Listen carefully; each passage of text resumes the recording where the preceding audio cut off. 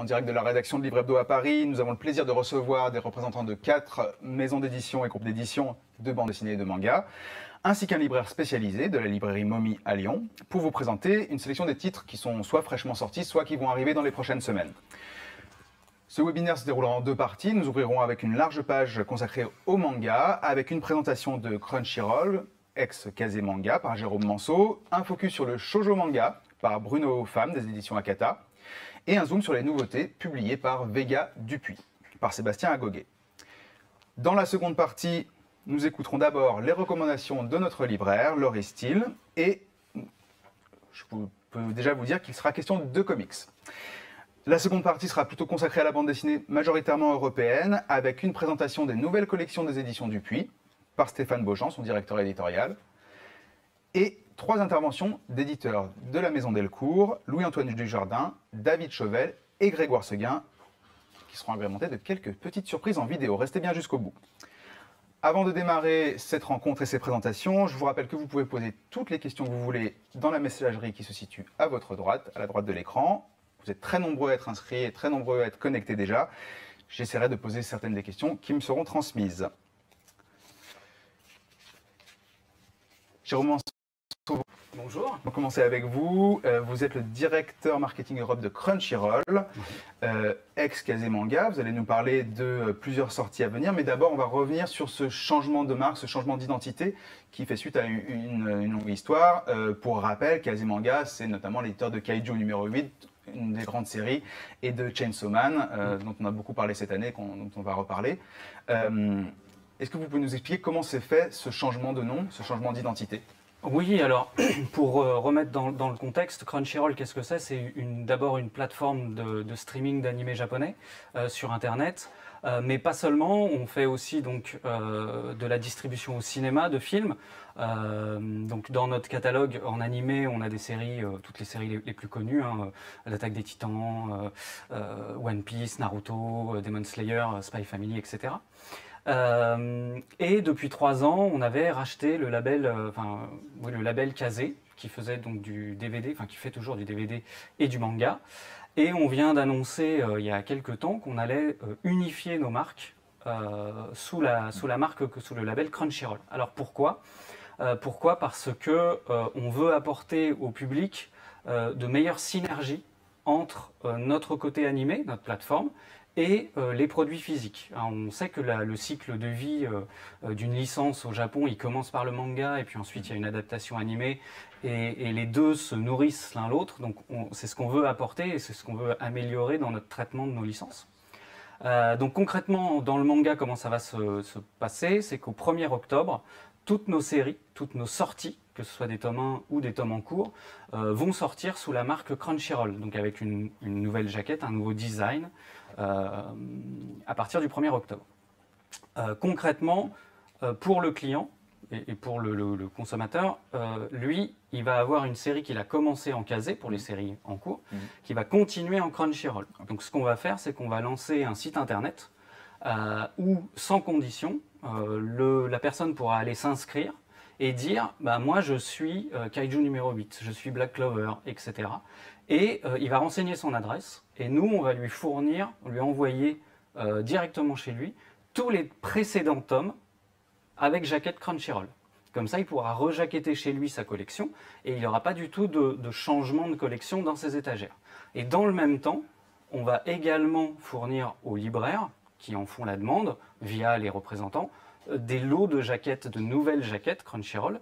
Comme ça, le stock en cours dans les librairies pourra également être renouvelé en Crunchyroll et il n'y aura pas ces deux marques qui vont cohabiter dans les étagères. Et je termine avec le stock actuel chez notre distributeur, hein, parce qu'on travaille beaucoup avec Hachette et avec Del Sol sur ce changement de marque. Là, on va conserver des stocks Kazé et on va les épuiser et toutes nos réimpressions vont arriver en Crunchyroll. Donc au fur et à mesure, tout notre stock va se renouveler également. Ça concerne combien de séries à peu près de Kazé qui deviennent Crunchyroll? C'est important quand même. C'est toutes nos séries, donc c'est à peu près une petite centaine de séries. Et ça représente, là on a un stock qui a plusieurs millions d'exemplaires. Donc oui, c'est un gros sujet en ce moment. C'est le sujet qui nous fait vraiment travailler en ce moment. Et on a décidé octobre de ce changement sur octobre. Pourquoi? Parce que évidemment, c'est le lancement de c'est notre plus gros lancement de l'année, c'est Dandadan. Le tome 1 et le tome 2 sortent en octobre, et donc ça va être le fer de lance de ce changement de marque. D'accord, c'est l'occasion du coup de parler de cette série très attendue, Dandadan, de Yuki Nobutatsu, donc 2 tomes en octobre et puis très rapidement les suivants. C'est une série récente au Japon qui est d'abord été diffusée sur la plateforme Shonen Jump Plus, c'est ça, sur Internet. Tout à fait. Et c'est une série voilà, que tout le monde attend en ce moment. Nous, les premiers, on est très très contents de la voir parce qu'on sait qu'en ce moment, il y a beaucoup de compétition entre éditeurs pour récupérer des séries, notamment des séries aussi importantes. Et clairement, c'est notre plus gros lancement de l'année. C'est un lancement sur lequel on va mettre beaucoup d'investissement, mais beaucoup d'attentes également. On a un très gros plan marketing pour soutenir cette série, que ce soit en magasin, avec beaucoup de PLV, beaucoup de partenariats. Évidemment, on va déployer tout ce qu'on sait faire, tout ce que savait faire Kazé, qui est maintenant Crunchyroll, parce que ce qui est important aussi, je ne l'ai pas signalé, mais les équipes restent. Ce sont les mêmes équipes. On parle de changement de marque, mais pas du tout de changement d'équipe. On a le savoir-faire et on va continuer à l'appliquer pour Crunchyroll en manga. Donc on va avoir des campagnes d'affichage, des campagnes télé, des campagnes sans doute au cinéma également.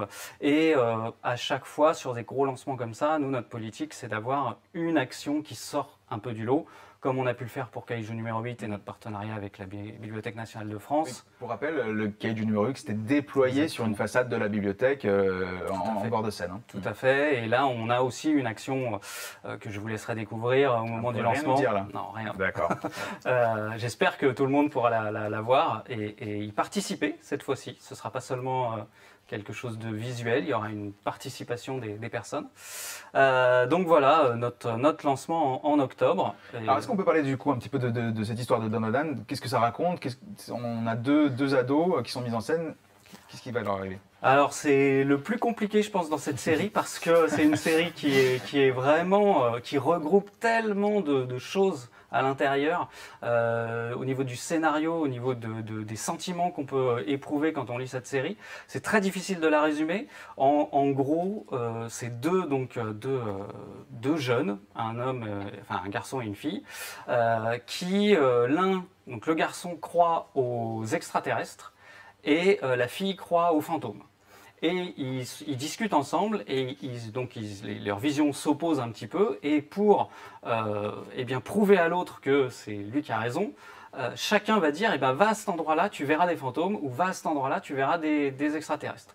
Et il s'avère que chacun de leur côté vont rencontrer et vont commencer donc à se rapprocher tous les deux. Et voilà, c'est une histoire de légendes urbaines. Il y a beaucoup de légendes urbaines, il y a beaucoup d'actions aussi, évidemment, des luttes contre les fantômes, les aliens, etc. Ça regroupe beaucoup de choses. Alors juste pour remettre en contexte aussi, cet auteur, ça a été l'assistant de Fujimoto Sensei, qui est l'auteur de Fire Punch et de Chainsaw Man chez nous. Il a eu aussi comme assistant un autre auteur chez nous qui a fait Hell's Paradise. Donc on est vraiment dans cette même atmosphère que Chainsaw Man. On est toujours dans cette atmosphère un petit peu, particulière, déroutante parfois, mais toujours dans ce concentré d'action et ce concentré de, comme on dit souvent en anglais, ce page turner qui veut nous faire découvrir la suite. Laurie Steele, je sais que vous avez lu les premiers chapitres de Dandadan. Qu'est-ce qui vous attire dans ce manga? Je sais que vous l'attendez beaucoup en librairie. Carrément, c'est hyper attendu. On en parlait tout à l'heure hors direct. Ça fait longtemps qu'on n'avait pas vu en librairie un titre pour lequel la mayonnaise a pris à ce point-là. C'est vrai que c'est vraiment impressionnant, d'autant plus que la série est quand même relativement récente au Japon.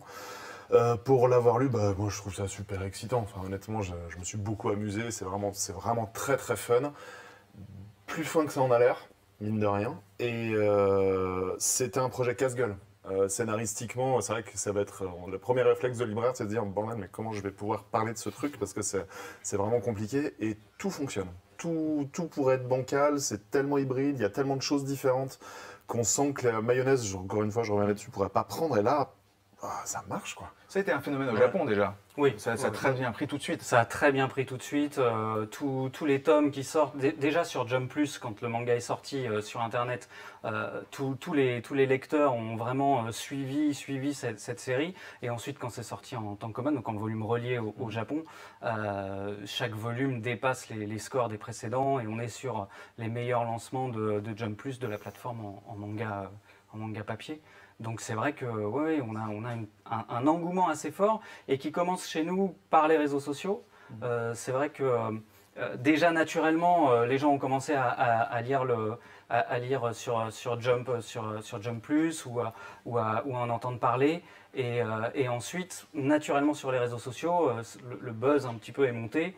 Et puis c'est la grande force aussi de Crunchyroll. On a des réseaux sociaux qui sont très puissants, beaucoup de personnes qui sont, on a je crois plus de 2 millions d'abonnés, 2,4 millions si on agrège tous nos réseaux, et une communauté très engagée et très participative. Donc ouais. On ne dira pas comment cette communauté lit les mangas avant qu'ils soient sortis, parce que on va pas forcément en parler, mais les bibliothécaires qui nous suivent, les bibliothécaires qui nous suivent aussi se demandent est-ce que eux aussi ont la possibilité avant même la sortie et en librairie de ces tomes-là de les découvrir, ne serait-ce que le premier tome par exemple. Est-ce que comment ça se passe? Est-ce qu'ils peuvent vous contacter pour avoir un extrait, un fichier, quelque chose comme ça? Ça existe chez vous ça? Oui, tout à fait. Alors nous on passe tout par notre diffuseur ou notre distributeur, Hachette ou Del Sol, et ils centralisent, ils ont accès à nos premiers, alors soit les premiers chapitres, soit les tomes entiers en fonction, et ils peuvent fournir, que ce soit aux libraires, aux bibliothécaires, les PDF. Ouais. D'accord. D'autres questions en direct en ce moment sur la messagerie, sur cette fameuse histoire de récupération des jaquettes. Je crois que vous aviez bien expliqué, mais on a besoin un petit peu de revenir. Est-ce que les bibliothèques peuvent récupérer des nouvelles jaquettes Crunchyroll? Est-ce que c'est possible ça? Bien sûr, là aussi, via le diffuseur, via Del Sol, faire une demande et ensuite nous, en gros, le diffuseur va agréger toutes les demandes et ensuite nous, on produira, on fournira. Je peux me permettre simplement une remarque là-dessus, c'est qu'il ne faut pas que les bibliothécaires hésitent aussi à passer par l'interface de leur libraire. Bien sûr. Parce qu'effectivement, nous, ces contacts auprès des diffuseurs, on les a et les choses peuvent se faire via les librairies. Ok, très bien. Que ce soit la récupération, enfin ou les commandes de jaquettes ou les commandes d'extraits en avance. Ok, très bien. Est-ce que est-ce qu'on parle déjà d'un dessin animé ou c'est trop tôt là? C'est trop tôt. C'est trop tôt. C'est un peu trop tôt, mais vu l'engouement, nul doute qu'il y en aura un, oui, dans les années qui viennent. D'accord. Et peut-être une dernière question sur cette série qu'il faut vraiment découvrir. À partir de quel âge on peut lire ça? Parce que c'est une question qu'on nous pose souvent. Le manga, c'est pour les enfants, pour les ados, c'est pas toujours très clair. Vous avez cité Fire Punch et Chainsaw Man qui étaient plutôt ado plus, plutôt adulte, par les thématiques. Est-ce que celle-ci, ça concerne un public un peu plus jeune? À partir de quel âge vous le conseillez? Alors, c'est une question là aussi qui est un petit peu compliquée sur ce titre-là en particulier, parce que on va dire que le premier tome, ou en tout cas la première moitié du premier tome, a des thématiques assez compliquées, assez dures pour les jeunes, le jeune public, mais c'est pas des thématiques qui sont gratuites dans le manga, dans l'histoire, et c'est des choses qui sont vite évacuées par la suite. Et c'est vrai que quand on finit le tome et quand on commence le tome 2 et par la suite 3, 4, etc., c'est une histoire qui peut être lue à partir de 12-13 ans, quelque chose comme ça. En revanche, le tout début, effectivement, il faut avoir un travail éducatif auprès de la personne qui lit. Ensuite, il n'y a pas d'âge limite pour les mangas. D'accord. Tout le monde peut en lire. Méfiance sur les premiers chapitres, mais après, on peut dire que les personnages sont des lycéens. Déjà, ça situe un peu la tranche d'âge. Mais effectivement, le début est un peu, ça secoue un peu, puis après, c'est beaucoup plus drôle. Il y a beaucoup d'humour. Il y a de l'humour, de l'action, tout ce qui fait le succès d'un shonen, mais avec quelque chose en plus qui change, qui déroute et qui nous amène quelque chose qu'on a rarement, voire pas vu dans un manga. D'accord. Combien de tomes parus au Japon? Alors là, je dirais une bêtise, pas beaucoup. Ouais, moins de peut-être 10, 5, quelque chose comme ça. 5 ou 6, ouais. D'accord. J'aurais dit ça aussi. Ok. Très bien. Vous vouliez également nous parler d'un titre dont on a évoqué l'existence, Chainsaw Man, de Tatsuki Fujimoto, qui a été honoré cette année au Festival d'Angoulême avec une grande exposition. Vous prévoyez chez Crunchyroll un coffret en fin d'année, c'est ça? Oui, alors un coffret qui va sortir en novembre, qui regroupe donc toute la première partie, les 11 premiers tomes, plus le roman. Un coffret prestige, on a fait ça sur plusieurs séries précédemment. Donc cette fois-ci c'est Chainsaw Man. Alors Chainsaw Man, je voulais surtout revenir sur, et lié avec ce changement de marque, ça fait partie donc de cette synergie qu'on veut apporter en changeant et maintenant en publiant sous marque Crunchyroll, c'est que l'animé va également sortir en octobre sur Crunchyroll. Et donc c'est là où on va déployer toute cette synergie 360 auprès du public avec l'animé.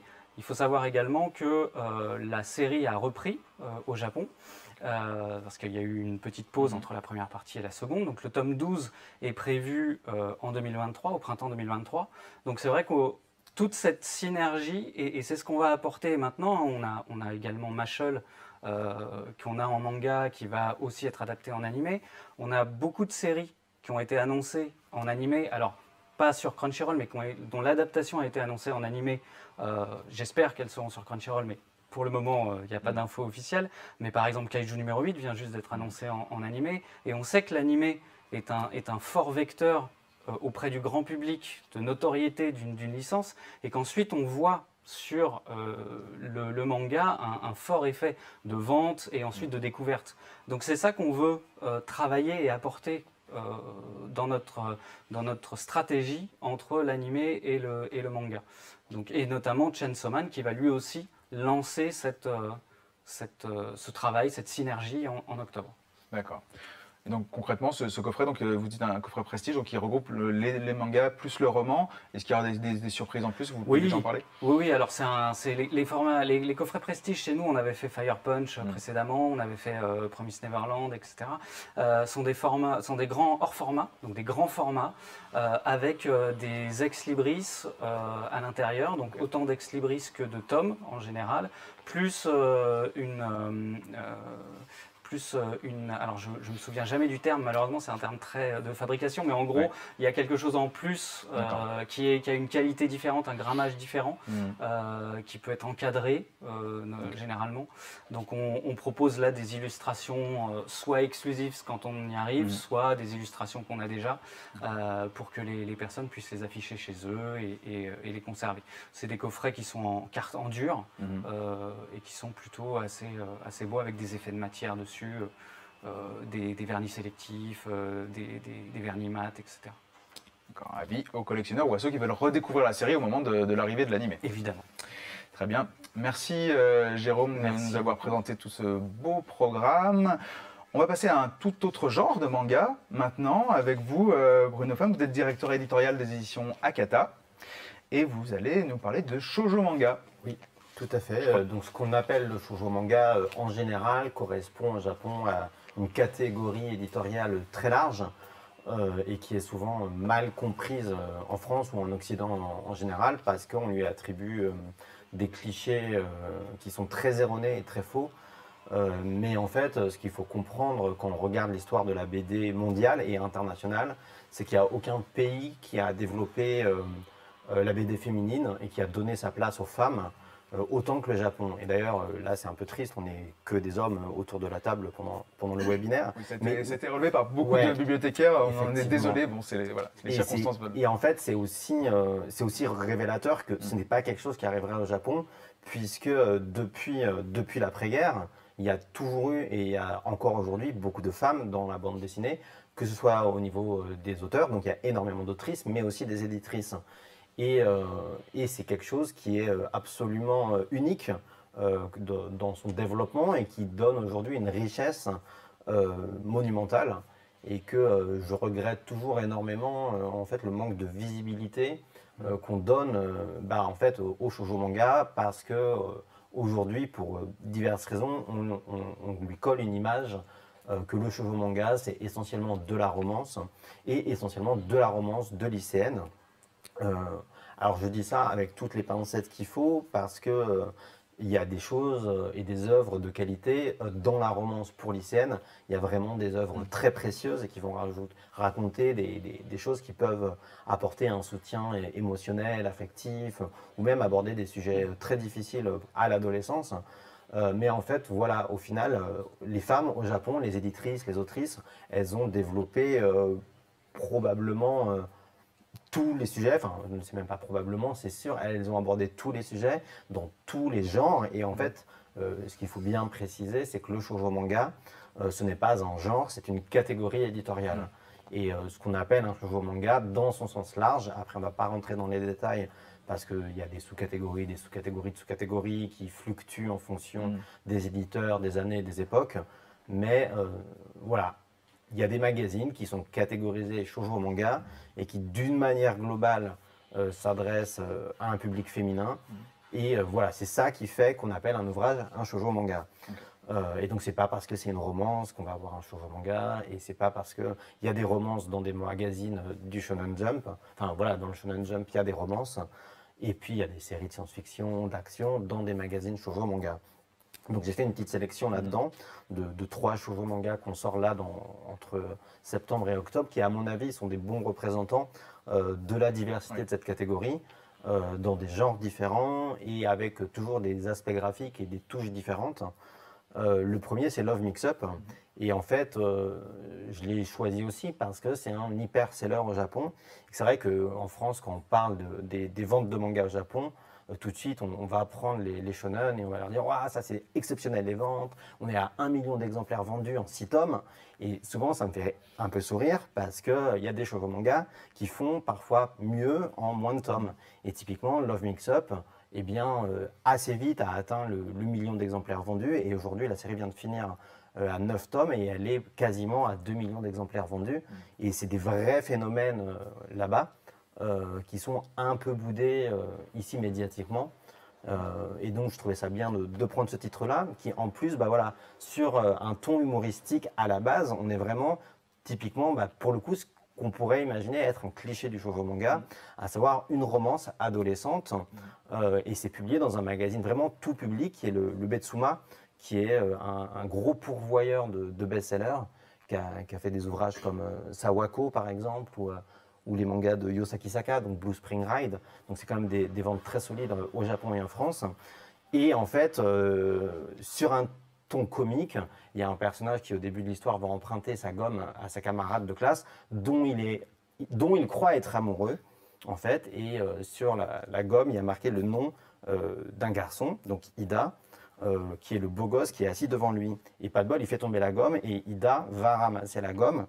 Et donc il pense que c'est la gomme du garçon derrière lui. Et donc il va penser que c'est la gomme que le garçon derrière lui est amoureux de lui. Et sur ce quiproquo de base, les autrices vont développer une histoire d'amour gay, ultra saine, ultra bienveillante et avec une touche d'humour qui est vraiment salvatrice en même temps. Et voilà, c'est ça aussi la capacité du manga en général et du shoujo manga, c'est de s'adresser à tout le monde, de représenter tout le monde. Et là, dans un magazine grand public, on a une romance gay qui se développe sur 9 tomes. Et c'est vrai qu'on a souvent, on entend des choses, ah oui, au Japon, sur les luttes LGBT, ils sont moins en avance que nous. Je pense que les luttes LGBT au Japon ne sont pas équivalentes, et ils ont des problématiques, ils ont des choses, mais en tout cas dans le manga, ils ont toujours été très en avance, et ça, Love Mix-Up le prouve, parce qu'on est sur un ouvrage dans un magazine grand public pour adolescentes, qui se vend à 2 millions d'exemplaires, et c'est vraiment un livre tout public. Voilà, c'est ça. On a beaucoup parlé du shoujo manga pour les jeunes femmes, les jeunes filles, mais là, on a le mix-up, c'est clair, c'est vraiment pour tout le monde. Enfin, c'est pour tout le monde. Voilà. Ça s'adresse à tout le public. Et même en tranche d'âge.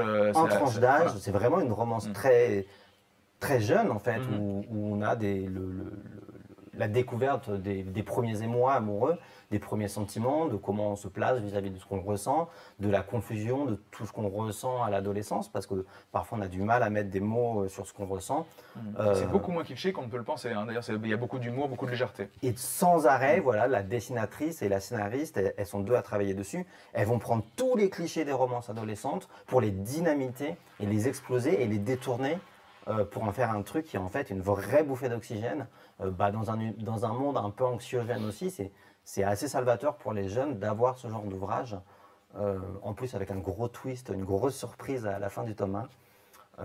Voilà, que je ne dévoilerai pas évidemment parce que ça fait partie du buzz qui va, Ça fait partie qui du va plaisir. s'alimenter. Love Mix-Up est sorti déjà? Alors il est sorti la semaine dernière. Voilà, il vient de sortir. Il vient de sortir le tome 1 et donc la série est finie en 9 tomes. D'accord. Très bien. Voilà, une saine lecture de rentrée qui redonne le sourire. C'est le cas aussi de The Sound of My Soul, Ouais. le deuxième manga que vous voulez présenter. Qui est donc cette fois-ci, on va encore parler de représentation et j'ai choisi ce titre-là parce qu'il est inspiré d'une histoire vraie. En fait, c'est une dessinatrice qui a une très longue carrière, Rin Saito, et elle a rencontré dans sa vie un violoniste qui vit avec une hypoplasie cérébrale. Donc c'est un état de son cerveau qui fait que par moment il a une paralysie partielle et elle a été assez impressionnée quand elle avait été écouter un de ses concerts, une de ses représentations. Elle en avait fait une histoire courte en manga où elle avait raconté un peu sa vie et puis face au succès de cette histoire courte, ils ont décidé d'en développer un manga qui fait 4 tomes au total et qui raconte du coup l'histoire d'un enfant qui vit avec cette hypoplasie cérébrale et qui va, suite à sa rencontre avec un enfant sourd, décider de se lancer dans la musique et notamment apprendre le violon. Et donc lui qui était dans un cursus spécialisé pour personnes en situation de handicap, va décider d'intégrer un cursus général, faire sa place, apprendre le violon. Et donc en fait il va être confronté à tout le validisme de la société.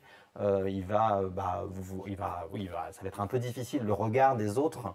Au début, notamment des autres enfants qui sont face à une incompréhension, qui vont très clairement le harceler, etc. Mais l'œuvre, d'abord, elle est inspirée d'une histoire vraie et en plus, elle a toujours cette capacité à tirer la lumière de ces situations pour dire, voilà, ce personnage, envers et contre tous, il va, via sa passion pour la musique, faire sa place en fait. C'est pas trouver sa place, il va la faire lui-même. Et voilà, c'est en fait le 4e manga, et c'est d'ailleurs le 4e shoujo manga qu'on publie avec un personnage en situation de handicap. Et c'est vrai que dans la sélection, je veille à avoir des choses qui sont variées et qui se complètent en fait. Parce que dès lors qu'il est question d'avoir... où on met en avant des personnes qui viennent de communautés marginalisées, c'est important de ne pas les réduire en l'occurrence ici à leur handicap, et de les montrer dans leur diversité et aussi dans d'autres aspects d'eux-mêmes. Dans Perfect World, on avait un personnage adulte en fauteuil roulant qui était architecte, et c'était une romance. Dans Running Girl, on avait une jeune fille qui voulait se lancer dans le handisport pour participer aux Jeux paralympiques. Donc on était sur un manga sportif. Dans Sign of Affection, on est aussi sur une romance, pour le coup, dans un cadre avec des étudiants. Et on a une jeune fille sourde. Et là, cette fois, on est avec un enfant d'abord. Et donc on est, qui va, via la musique, créer sa place. Et donc on est sur des âges différents, sur des contextes différents. Justement, on a des questions sur les âges. On les a posées tout à l'heure avec Donodan. Est-ce que The Sound of My Soul, comme c'est un héros enfant, j'ai eu l'impression qu'on pouvait le donner à des lecteurs plus jeunes? Pour moi, c'est important que des enfants le lisent parce que il est publié au Japon dans le magazine Beloved, qui est un magazine plutôt de shoujo manga adulte, mais par l'âge de l'enfant et par l'expérience de l'autrice, qui est aussi une mère de famille, l'ouvrage est ultra pédagogique en même temps. Et il n'y a rien de... Enfin, si, il y a des moments choquants parce qu'il se fait harceler, etc. Mais c'est graphiquement suffisamment intelligible et lisible par des enfants. Et au contraire, c'est des très bons ouvrages pour ouvrir un dialogue et pour inviter les enfants en fait à discuter et avoir un peu de bienveillance les uns vis-à-vis des autres et aussi vis-à-vis de l'altérité. Oui. Par contre, Love Mix-Up, on est sur une tranche d'âge supérieure. Fin collège, lycée, ça va, il n'y a rien de sexuel dans l'ouvrage, c'est juste de la romance. C'est vrai que moi je trouve que les enfants, c'est bien si on peut un peu les retarder le moment où on va commencer à leur parler globalement d'amour et de sentiments. Bon, après... Non, mais on est d'accord que voilà, Sound of My Soul plutôt avant et ensuite pour lui faire un peu plus grand Love Mix-Up. Très bien. Et le dernier manga shoujo dont vous voulez nous parler, La sorcière du château au chardon. La sorcière du château au chardon. Très joli titre. De John Taracine, qui est donc une autrice qu'on a déjà travaillé au catalogue, qui avait publié Good Night, I Love You.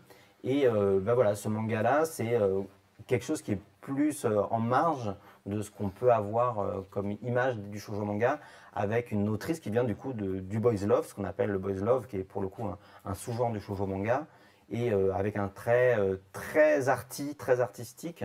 Et manifestement, c'est une dessinatrice, John Tarraschin, qui a un attrait particulier pour l'Europe, parce que dans son premier voyage, dans son premier manga, elle dessinait un road trip en Europe. Et là, l'histoire se déroule en Écosse. On va suivre l'histoire d'une sorcière. On ne sait pas trop pourquoi. Elle a une dette envers l'Église et elle va se retrouver à devoir s'occuper d'un jeune ado, enfin d'un adolescent, qui est surnommé le sang de la juste indignation et qui aurait un pouvoir un peu caché. Qui est en fait très lié à la France d'ailleurs, donc c'est un peu en teasing. Et en fait, c'est l'histoire de ces deux reclus de la société qui vont l'un avec l'autre se retrouver dans leur solitude et en fait, à travers aussi tout le folklore voilà, de la culture gaélique, c'est une invitation au voyage, en caricaturant à l'extrême. Bon, on va citer Harry Potter, même si son autrice est ultra problématique. Mais voilà, il y a un peu cette invitation au voyage. À la fantaisie, à la magie, dans un univers très artistique et en fait qui met finalement en avant les blessures de tous ces personnages. Et voilà, John Tarraschin, moi c'est une autrice que j'adore parce qu'elle est ultra variée dans ce qu'elle dessine. Son premier titre, c'était vraiment une série sur le deuil, où un jeune japonais perdait sa mère, qui lui laissait un testament. C'était d'aller faire un road trip en Europe pour aller annoncer la nouvelle de sa mort à tous ses amis en Europe. Et à l'occasion, il découvrait tous les secrets de famille, etc. Là, après, elle fait une série de fantasy en 4 tomes qui se passe en Écosse. Et après, là, en ce moment, elle dessine un titre qui a été un best-seller inattendu au Japon. L'histoire d'une femme âgée qui va se lancer dans la réalisation de films et qui, en une semaine, a été en rupture de stock au Japon, qui a été élue meilleur manga féminin de l'année au Japon l'année dernière.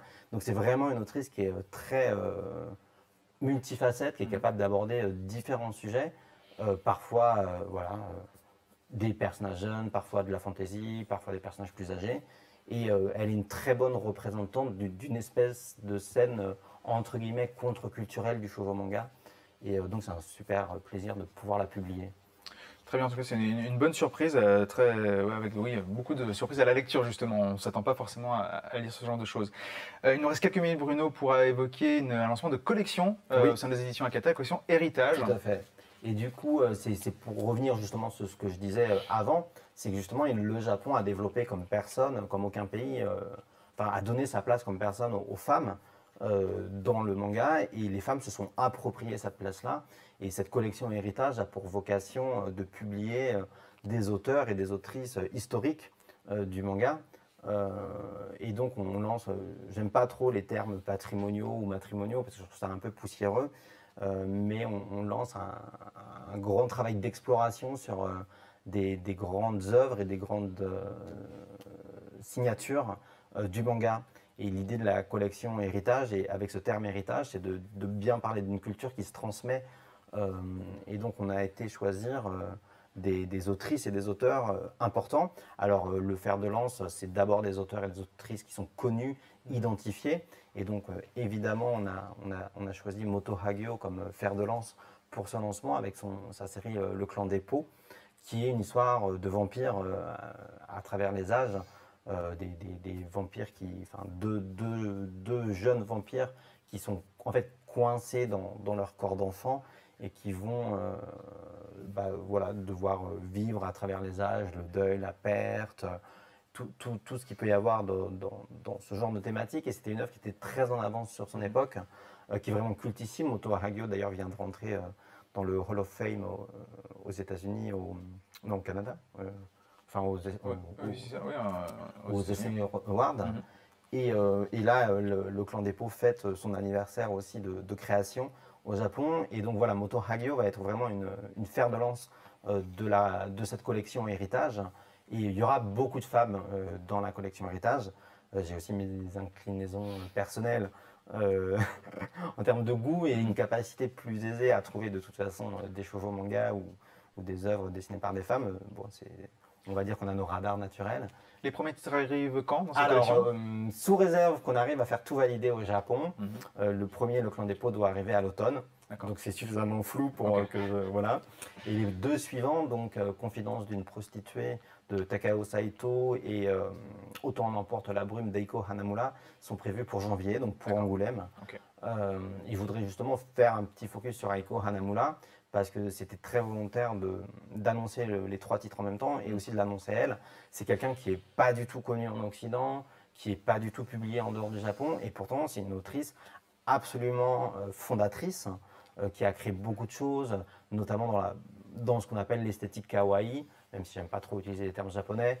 Elle est une des premières à avoir dessiné des cils en bas des yeux des personnages, à mettre des cheveux très colorés, un peu fluo, et des choses qui se sont développées après et qui ont aussi beaucoup marqué le monde de l'animation. D'accord. Voilà, donc on va aller vers des autrices qui ne sont pas connues, pas identifiées en Occident, mais qui en fait sont des vraies références au Japon. Et voilà.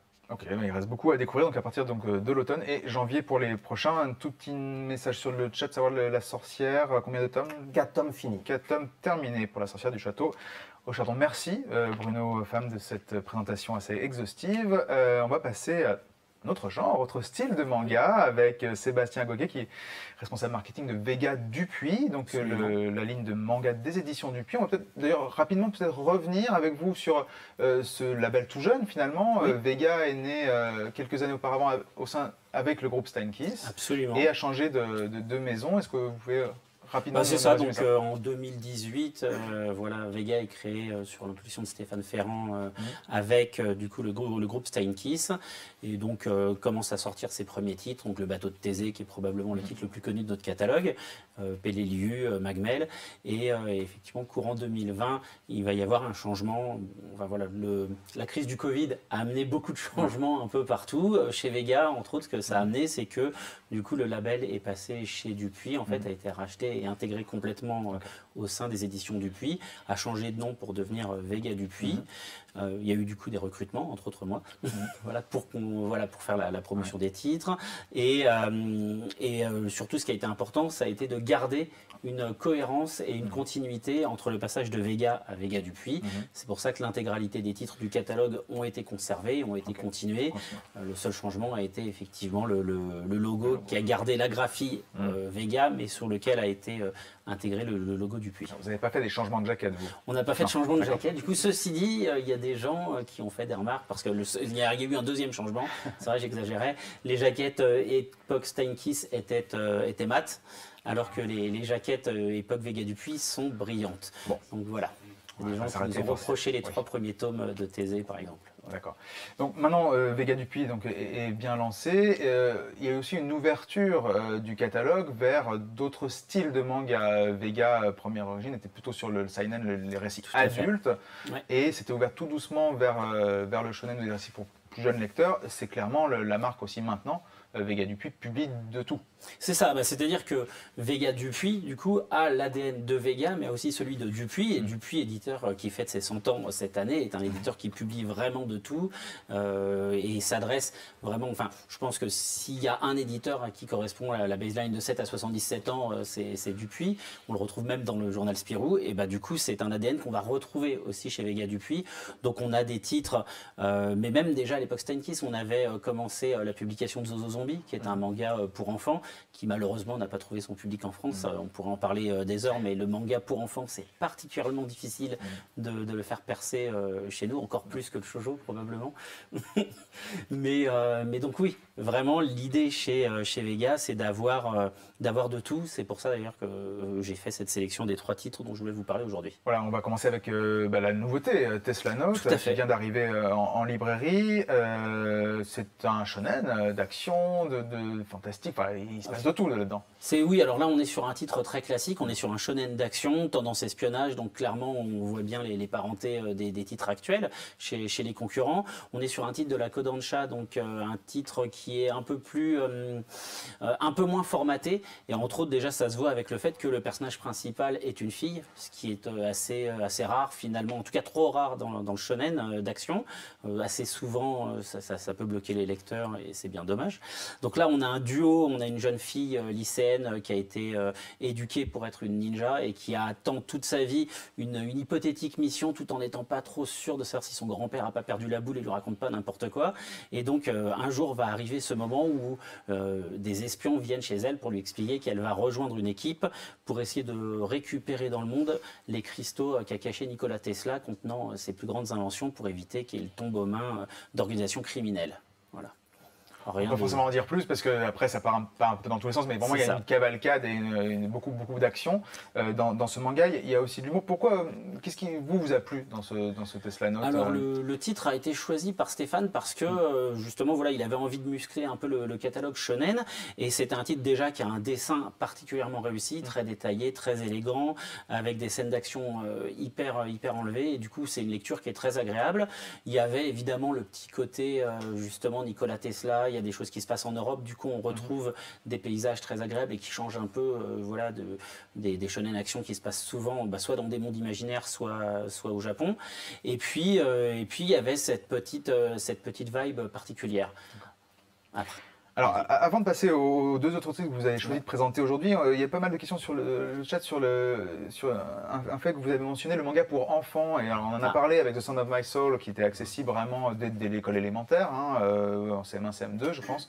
Les bibliothécaires nous disaient on nous demande des mangas pour les petits, on n'en trouve pas. Et là, vous avez dit Zozo Zombie n'a pas trouvé son public. Alors, qu'est-ce qui se passe? On n'a pas les bons ou alors la production manga jeunesse ne correspond pas? Alors, on vous écoute, Sébastien, puis on écoutera peut-être les autres rapidement sur ce point. Alors ma théorie en fait c'est que le manga pour enfants en fait les enfants ne sont pas ceux qui vont acheter enfin qui vont choisir le livre, c'est les parents. Et du coup on a deux choix. Soit les parents n'aiment pas le manga, s'ils n'aiment pas le manga du coup ils vont pas choisir de manga, donc a fortiori encore moins un manga pour enfants. Et quand les parents aiment le manga, du coup ils vont plutôt se diriger vers du shonen plus élevé, enfin des titres qui leur plaisent à eux, parce que quand ils vont regarder des mangas pour enfants ils vont se dire non mais c'est un peu bébête, c'est trop débile, vas-y tu vas lis ça c'est mieux. Voilà. Okay. Et c'est un peu, je pense, le syndrome qu'on a avec des titres comme Zozo Zombie, Doraemon, voilà, tous les titres comme ça. Ouais, après je pense que c'est important de savoir aussi s'adapter et sortir un peu de ce qu'ils font au Japon. Parce que c'est vrai que le manga vraiment pour enfants au Japon a un style graphique très particulier, un humour très japonais, souvent pipi caca un petit peu en dessous de la ceinture. Il y a beaucoup de qui correspondent aux enfants, mais peut-être très poussé quand même. Très poussé. Animal Crossing version manga, c'est particulier. Et du coup, on peut sortir un peu de ça aussi. Chez Akata, on a catégorisé nos mangas pas par catégorie shonen, shoujo, seinen, mais plutôt par tranche d'âge. Et on fait small, c'est lisible pour les enfants, medium plutôt adolescence. Et large, voilà, c'est plutôt dur, plutôt fin lycée minimum, quoi. Okay. Et c'est vrai que on a mis peu d'ouvrages en small. Peut-être qu'on aurait pu mettre Son of My Soul, mais on a hésité, on a préféré le mettre en médium.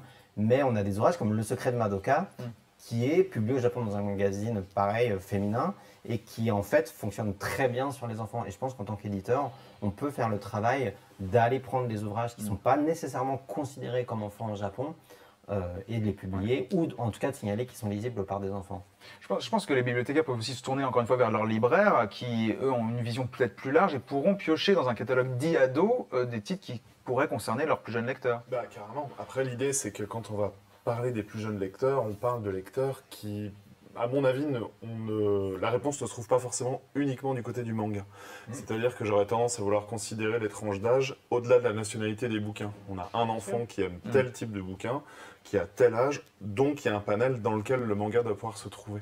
Et pour le coup, effectivement, c'est à mon avis un vrai travail aussi du côté des libraires de casser ces murs qui peuvent exister entre les rayons pour sortir un panel. Quand on va vers la petite enfance, il y a des titres en Kodomo qui peuvent être mis à côté de titres qui peuvent être américains, qui peuvent être français. Donc le Kodomo, c'est le manga pour petits. Voilà, le manga pour petits. C'est vraiment essayer de voir tout ça comme un ensemble, effectivement, comme le fait Akata, par tranche d'âge. Oui, mais on en revient bien à ce que je disais. C'est que du coup, en fait, on va aller choisir des titres qui ne s'adressent pas aux enfants, parce que là, les parents vont accepter du coup de les donner à leurs enfants. Et alors qu'en vrai, même si ça peut pas nous plaire les thématiques en tant qu'adultes, c'est des mangas souvent qui vont plaire aux enfants. Moi, je sais que Zozo Zombie, c'est vraiment une anecdote que je raconte souvent. En fait, quand je suis arrivé chez Vega Dupuis, à un moment donné, du coup, comme c'était pendant la période Covid, donc j'étais en télétravail, j'avais une réunion. Mon fils est rentré dans la salle, dans mon bureau et il voulait y rester. Donc je lui ai donné un livre pour qu'il reste tranquille. J'ai pris le premier qui me passait sous la main, donc Zozo Zombie. Bah, j'ai pas du tout passé une réunion calme en fait, parce qu'il a, mais il a tellement ri, alors que moi je l'avais ouvert, j'étais là, ah ouais, c'est pas pour moi en fait.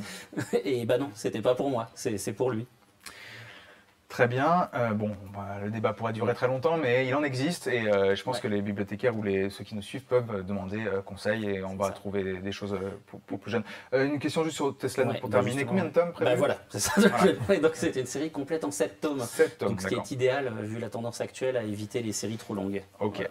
Très bien. La deuxième série dont vous voulez nous parler, c'est quelque chose plus proche de chez nous, c'est Arena. Tout à fait, Arena, qui est donc le webtoon scénarisé par le chef Otaku, qui est donc une série, alors qui n'est pas un isekai, voilà, c'est important pour l'auteur de bien le préciser. Alors rappelez ce que c'est qu'un isekai, je vous laisse le faire. Alors un isekai, c'est un manga où alors typiquement, grosso modo, donc ça veut dire autre monde, donc normalement c'est des héros qui se retrouvent projetés dans un autre monde, une autre dimension, mais en général les classiques c'est qu'on meurt et on se réincarne dans un autre monde. Or là c'est des personnages qui sont juste transportés ailleurs, probablement dans l'espace, juste très loin, voilà. Du coup c'est différent. D'accord. Et donc on a un groupe de lycéens qui vont, donc en particulier on va suivre le héros Gabriel, qui est un garçon bien sous tout rapport, sauf qu'en fait depuis toujours il a des pulsions de violence très très fortes qu'il essaye de cacher. Et en fait ce qui est là où ça va être intéressant, c'est qu'en étant avec ses camarades projetés dans une dimension où en fait il faut se battre pour survivre, en fait ils sont vraiment enlevés et jetés dans une arène, d'où le titre du manga, il va pouvoir laisser libre cours à ses pulsions, essayer de les canaliser et peut-être trouver une façon plus saine de les exploiter. Alors, vous avez dit manga, vous avez dit webtoon, on a quelque chose fait. qui est en couleur, qui a été diffusé sur Internet, sur la Webtoon Factory. Tout à fait. Donc, il y a une différence. Où est-ce que vous mettez le curseur? Webtoon, manga? Est-ce que finalement... Alors, bon, déjà, la différence fondamentale, Ouais. c'est que le webtoon est diffusé directement en numérique et se lit vraiment avec une narration qui est verticale. Et Arena, du coup, a vraiment été pensé comme ça. Clarity, la dessinatrice, a vraiment créé une bande dessinée qui se lit verticalement et qui a donc un rythme qui est adapté pour ça. Après, il se trouve que pour le sortir en livre, on a fait un vrai travail de remise en page, de retravail. Il y a des cases qui ont été redessinées. Voilà. On a vraiment fait un gros travail éditorial pour pouvoir créer un objet livre qui avait un véritable intérêt et pas se contenter juste de prendre les bandes, de les caler au milieu de la page et de les imprimer. D'accord. Est-ce que c'est une série qui est toujours en cours? C'est une série qui est en cours. La deuxième saison du webtoon arrive. Le tome 2 du manga arrive en octobre. Et on peut compter à peu près un tome tous les 4 mois. Voilà. Et pour l'instant, c'est pas spécialement prévu de s'arrêter tant que le webtoon marche. Voilà. Est-ce que le webtoon, pour vous, c'est un laboratoire ou c'est un outil de communication sur une série à venir?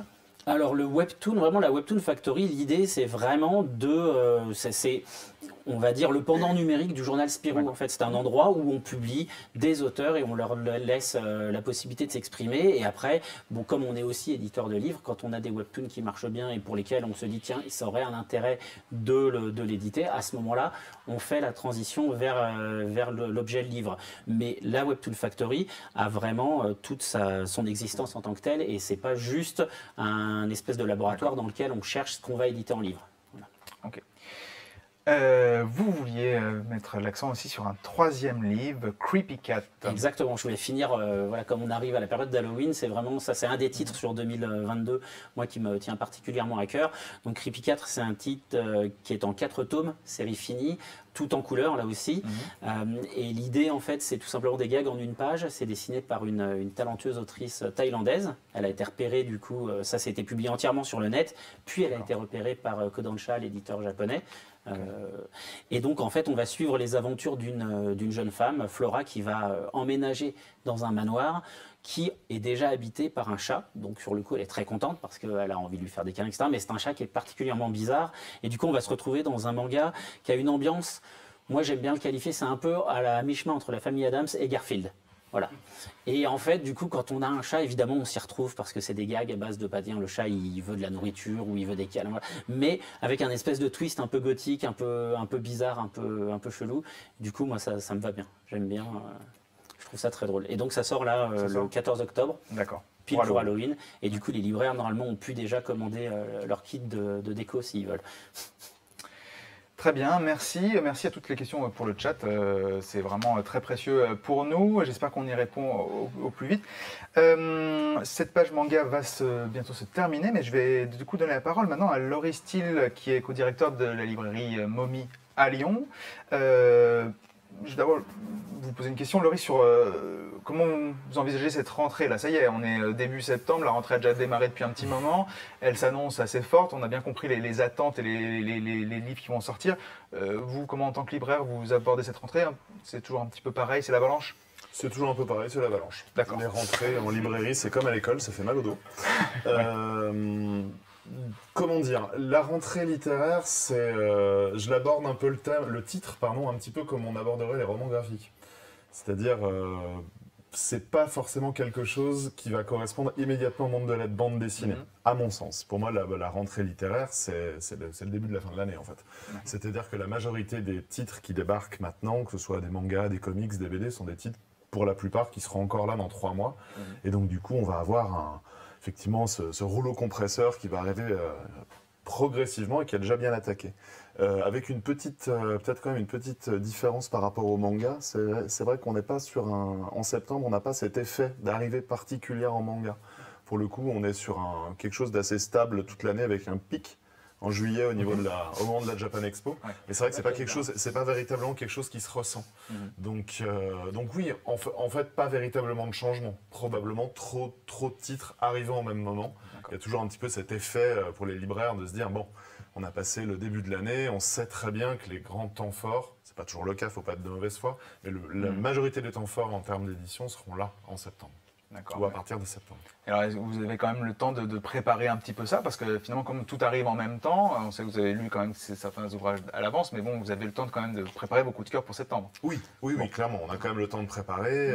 Les programmes sont de toute façon connus par les libraires depuis un petit moment. On connaît à peu près les temps forts. Il y a quand même un changement. C'est-à-dire que la rentrée littéraire, pour nous, je l'appelle quand même rentrée littéraire, vous voyez, comme quoi c'est un lapsus, a quand même complètement changé de tête, puisque ce qui va se trouver sur nos tables maintenant a vraiment changé en une dizaine d'années. Les grands temps forts de fin d'année, c'était quand même principalement des suites de grosses séries. On avait notre Largo Inch, de temps en temps un Black Sad, ces grands titres, ou éventuellement des nouveautés qui étaient des noms, des auteurs de renom attaquant une nouveauté. Maintenant, c'est quand même quelque chose de beaucoup plus mixte, c'est-à-dire qu'on va quand même avoir beaucoup plus de one-shots, beaucoup plus de livres de société. La bande dessinée s'est ouverte à littéralement tous les champs thématiques possibles, et donc on se retrouve avec quelque chose d'extrêmement composite. C'est du coup beaucoup plus difficile pour nous, les libraires, et j'imagine comme pour les éditeurs, d'attraper le bon fil, quoi. On n'a pas comme on dit un peu entre nous, on n'a pas un Thomas Pesquet tous les ans. Donc il va falloir avoir les choses ont changé, les choses sont moins évidentes, c'est plus difficile de se projeter. D'accord. Et est-ce que dans cette, je ne vais pas employer le mot surproduction, même si certains l'utilisent, mais cette grosse production importante qui se stabilise d'année en année, qui ne faiblit pas, comment vous allez faire émerger des livres qui parfois se ressemblent quand même au final? On a changé de boulot en fait un petit peu. C'est-à-dire qu'il y a plus en plus de bouquins et les libraires ne sont pas plus grands qu'avant. Les libraires, je parle de libraires spécialisés encore une fois.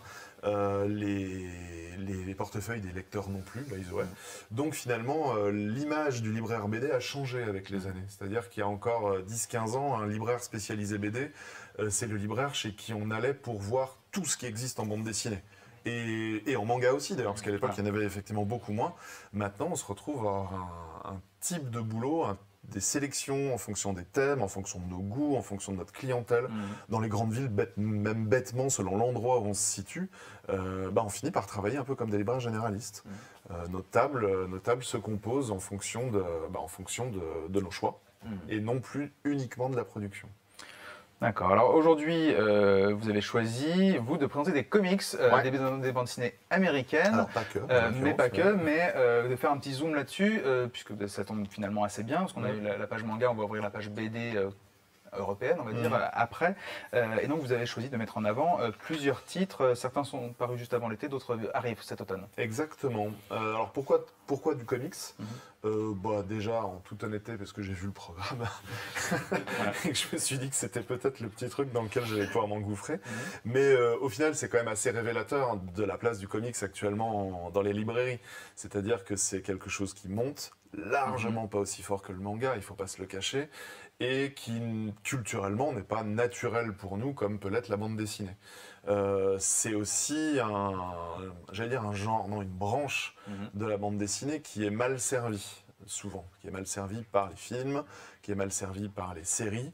Non pas que les films et les séries soient fondamentalement mauvais, ça n'a rien à voir, mais disons qu'ils ne montrent qu'une petite fenêtre de ce que ça peut être.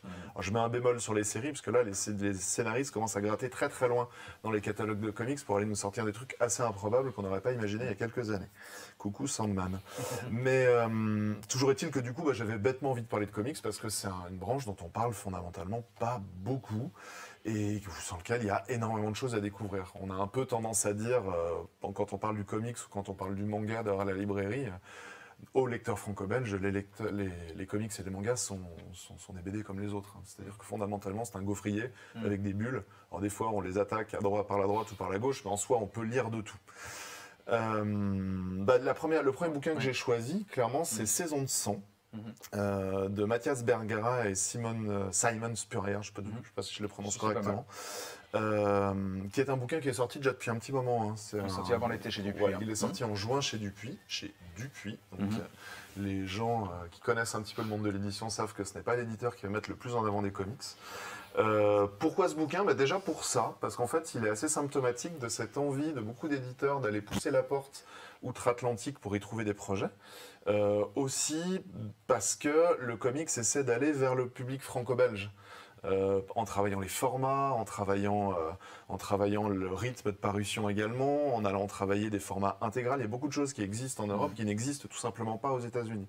Là, bêtement, je pense à Urban Nomad, par exemple, qui est encore une expérimentation de la maison d'édition Urban pour aller proposer du comics autrement, à un coût moindre, puisque c'est aussi l'autre problème du comics, surtout face à des éditeurs de manga. Au niveau du tarif, on ne joue pas du tout dans la même catégorie. Toujours est-il que du coup, Saison de sang est un grand format, au format franco-belge. C'est une BD sans texte, ce qui est assez rare aussi pour être noté, et une BD sans texte qui est particulièrement ambitieuse dans sa narration. C'est un titre que j'ai relu plusieurs fois, non pas parce que je n'avais pas compris, mais parce qu'en fait il y avait beaucoup de choses à voir, à observer. C'est de l'heroic fantasy. On va suivre l'histoire d'une jeune fille qui éclot, on ne sait pas trop comment, dans les mains d'un espèce d'énorme armure golem. Et cette gamine va devoir marcher. Elle a la malédiction de ne jamais pouvoir se retourner. Elle doit toujours aller de l'avant.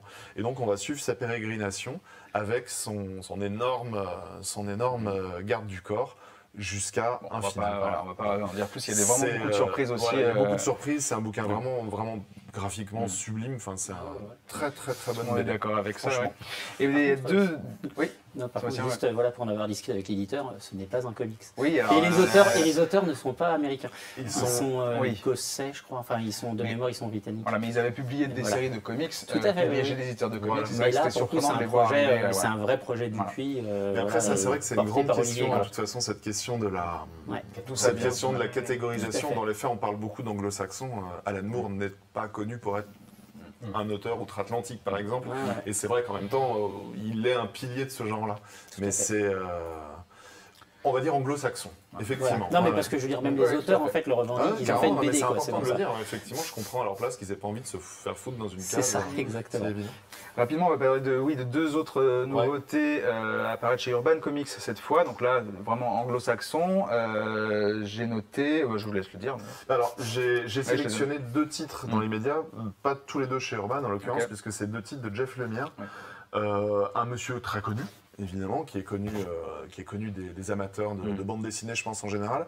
Je pense assez peu connu du grand public, c'est vraiment dommage, d'autant plus qu'il a une production de malade. Il a fait énormément de choses, que ce soit en termes de scénariste, que ce soit en termes de dessinateur. Oui. C'est un artiste vraiment complet, C'est complet, ouais. qui a pu sortir. Lui aussi, il a été adapté récemment en série, parce que c'est l'auteur de Sweet Tooth, notamment, un de ses plus grands bouquins. On peut citer Black Hammer, on peut citer Descender. C'est un auteur qui est capable d'aller parler de choses à travers ses titres, des thèmes hyper intimistes, pas forcément toujours facile à aborder. Là, c'est le cas de son bouquin qui sort chez Futuropolis, qui est sorti le 24 août, qui s'appelle Le labyrinthe inachevé, qui va raconter l'histoire, l'enquête fantasmée ou non d'un homme qui va partir en quête de sa fille décédée. Il l'entend, il est persuadé qu'elle lui parle et il cherche. Et du coup, toute cette enquête va se faire à travers le principe du labyrinthe. Donc c'est un principe qui va se voir dans le gaufrier, qui va se voir dans le scénario, dont on va beaucoup parler. C'est un bouquin qui devient quasiment très conceptuel et c'est passionnant. C'est vraiment un Très beau livre, très émouvant, où on suit ce Voilà. fameux fil rouge. Voilà. Et ce Jeff Lemire est capable en même temps d'aller faire des bouquins de SF pur et dur. Là, c'est l'exemple sur Primordial qui va sortir chez Urban en octobre, où là, il va aller imaginer à travers un one-shot grand format encore. Donc là, Urban fait son travail pour que le bouquin soit sur un maximum de tables. Il va imaginer le destin de Laika. Donc cette petite chienne des rues qui a été envoyée par les soviétiques au fin fond de l'espace et qui a disparu corps et bien, paix à son âme. Et donc Lemire va imaginer qu'elle n'a pas disparu, qu'il s'est passé quelque chose, que ça a été le cas aussi pour les premiers singes envoyés par les Américains quelques années après dans l'espace. Il y a toute une enquête qui va se monter autour de ça et c'est top, c'est vraiment très agréable. Le labyrinthe inachevé, c'est écrit et dessiné par Jeff Lemire, chez Futuropolis, et Primordial, c'est écrit par Jeff Lemire et dessiné par Andrea Sorrentino. Et c'est à paraître chez Urban Comics. Merci Loris. Alors, juste donnez-nous 2 titres rapidement, vous avez 1 minute franco-belge qui vous intéresse, et avant qu'on passe à cette partie bande dessinée. Rapide, ce sera un franco-belge, un manga. Le manga, c'est bêtement le dernier coup de cœur que mes collègues m'ont collé dans les mains, c'est Slice of Life chez Kiyun de Satsuki Yoshino, que j'ai trouvé vraiment, vraiment bien. C'est une vraie bonne bouffée d'air frais. Ça parle du travail de mangaka, c'est aussi ce que je trouve intéressant. Et j'aime pouvoir conseiller des vrais titres tout public. Là, on peut lire ce manga, quel que soit son âge. C'est une vraie fenêtre du Japon rural. Et c'est comme c'était l'auteur de Barakamon, et ça se ressent, c'est quasiment méta d'ailleurs par rapport au bouquin. Sa présente série, c'est génial. Et l'autre, c'est aussi, là pour le coup, c'est de la jeunesse qui est moins présente aussi. Ouais, donc c'est tout public. C'est calibré jeunesse chez Glénat. C'est Anna et l'Entremonde de Si et Marc Dubuisson, qui sont une autrice et un auteur qui ne sont pas forcément des auteurs étiquetés jeunesse, et qui là ont fait un bouquin absolument génial sur le destin de 2 gamins embarqués par hasard dans l'expédition de Christophe Colomb, dans un monde où la Terre est vraiment plate.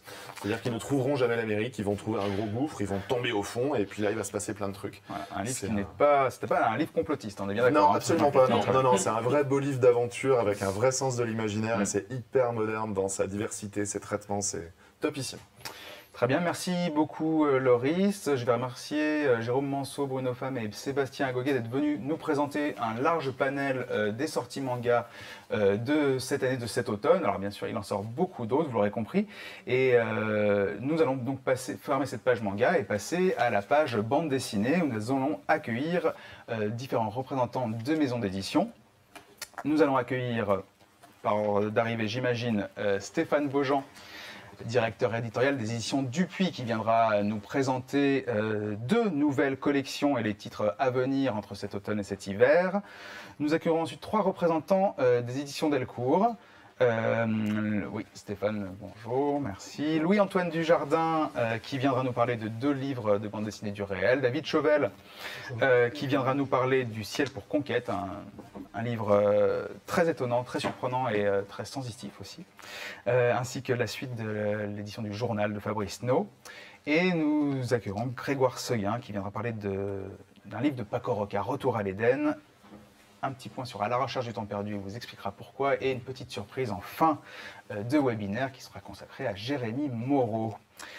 Voilà, merci de nous suivre. Vous pouvez toujours envoyer vos questions sur la messagerie. On va attaquer tout de suite la suite de ce programme avec donc Stéphane Beaujean. Bonjour Stéphane, vous êtes le directeur éditorial des éditions Dupuis. Bonjour, oui, tout à fait. Et vous venez avec un programme assez costaud quand même, cette rentrée pour Dupuis qui fête ses 100 ans quand même. Exactement. 2 nouvelles collections au sein des éditions. Oui, tout à fait. À l'occasion de ce centenaire, il y a plusieurs initiatives pour marquer, on va dire, un élan vers le futur, dont la sortie de 2 collections qui viennent ajouter, on va dire, une petite pierre qui n'existait pas forcément au sein des éditions Dupuis. Ces collections, c'est presque plus des labels, en fait, sur le modèle d'Air Libre, qui a bientôt 40 ans, et qui est un label très particulier en ce sens que le nom de Dupuis n'est pas forcément indiqué sur la couverture, pour indiquer que l'initiative éditoriale est quand même très différente du cœur de cible historique de Dupuis, qu'on connaît, qui est le tout public et la jeunesse. Donc voilà, ces 2 collections s'appellent les Ondes Marcinelle et les Ondines pour les enfants. Et précisément, je crois que le label dit beaucoup de choses sur l'intention, c'est-à-dire c'est de mettre en avant des auteurs dont on se dit qu'ils ne sont pas forcément les héritiers directs d'une tradition franco-belge, mais qui pourtant le sont par écho, puisque on le sait, tous ces courants de nouvelles bandes dessinées, de nouvelles écritures, finalement, ça reste des anciens lecteurs de Spirou, Tintin, et qu'on n'arrive pas à la bande dessinée par hasard, mais que tout simplement on a choisi, on va dire, un langage plus moderne, plus contemporain, et pas forcément un langage traditionnel. Donc les Ondes Marcinelle, donc qui fait référence au siège des éditions Dupuis, historique, s'ouvre avec un premier livre qui s'appelle Merel, d'une jeune autrice qui s'appelle Clara Lodewijk, si je prononce bien. Exactement, Clara Lodewijk, voilà. Et c'est Merel. Et qu'est-ce qu'on peut dire de cette histoire? Il n'y a pas forcément beaucoup de rebondissements d'enjeux. On est dans un village rural avec ce personnage titre, Merel, qui est une femme solitaire, enfin pas solitaire, célibataire, mais bien incluse dans son village jusqu'à... Exactement. Alors c'est précisément l'un des paramètres, on peut dire l'une des qualités ou des défauts de cette collection, c'est qu'on a choisi précisément des romans, en ce sens qui sont très durs à pitcher. C'est vrai que ce n'est pas des livres à pitch et ils sont très durs à synthétiser.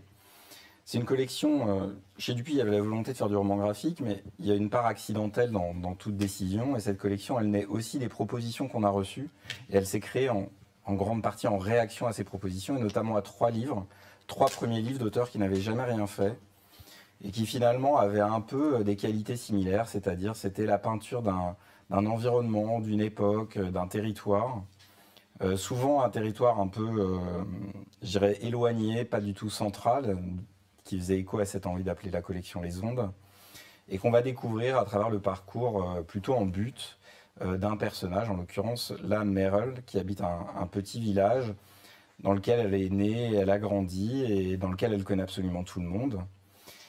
Mais un jour, suite à une blague qui tourne mal, ce village se retourne contre elle et en fait, on va dire, le bouc émissaire de tous les problèmes du village. Et ça s'incarne d'abord par les enfants, qui verbalisent souvent plus rapidement et avec moins de barrières morales ce que pensent ou ce qu'ils entendent dire des adultes, puis les adolescents qui manquent jamais d'activité pour tromper l'ennui, et puis enfin des adultes qui sont quand même à l'origine de toute cette cabale.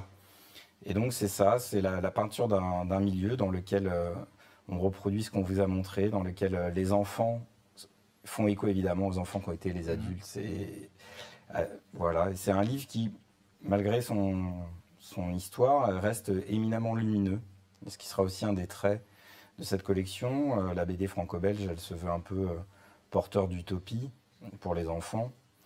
Et même si le monde est anxiogène et parfois, même je dirais, très déprimant, on avait envie de produire des récits qui fondamentalement restent humanistes et ne feront pas forcément preuve de cynisme ou de dureté. Non pas qu'on soit contre, mais je crois que dans cette collection, il y a l'envie un peu de réenchanter, ou en tout cas de trouver des morceaux de lumière ou d'espoir. Oui, on est dans une histoire effectivement qui peut être dure par moments, très dure, sur ce qui se dit, sur ce qui se joue, mais qui trouve quand même une forme d'espoir ou d'équilibre. En tout cas, on a un personnage qui n'est pas une héroïne, mais qui incarne une forme de lumière, hein, c'est ça? Oui, c'est un portrait qui est fait d'ailleurs d'après pas mal d'observations, puisque Clara, qui est une autrice de 25 ans, que je trouve particulièrement mature pour son âge, est particulièrement engagée, vraiment a construit ce personnage à partir d'observations qu'elle a eues sur le physique, la manière dont se comportait le corps dans ces situations rurales.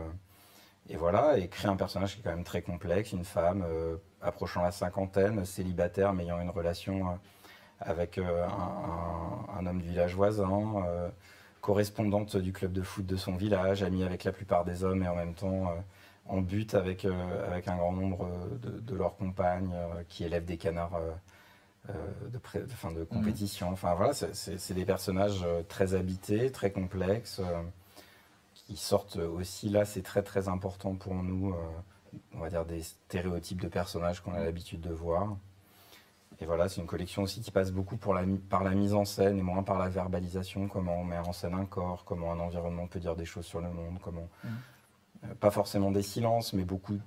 Voilà, c'est suivi par un éditeur qui a aussi, on va dire, une sorte de vraie passion pour le théâtre, et je pense que ça se retrouve dans sa manière de guider ces jeunes auteurs dans leurs premiers livres, dans leur manière de leur dire d'incarner les personnes qu'elles souhaitent mettre en scène. Et comment elle s'inclut cette collection au sein des éditions Dupuis? Est-ce que c'est là que vous allez pousser des projets qui ne trouvera vraiment pas cœur dans Air Libre ou dans d'autres projets non identifiés, parce qu'il n'y a pas forcément des collections pour tout chez Dupuis? Alors, c'est une collection un peu particulière. Déjà, elle est pilotée par un éditeur.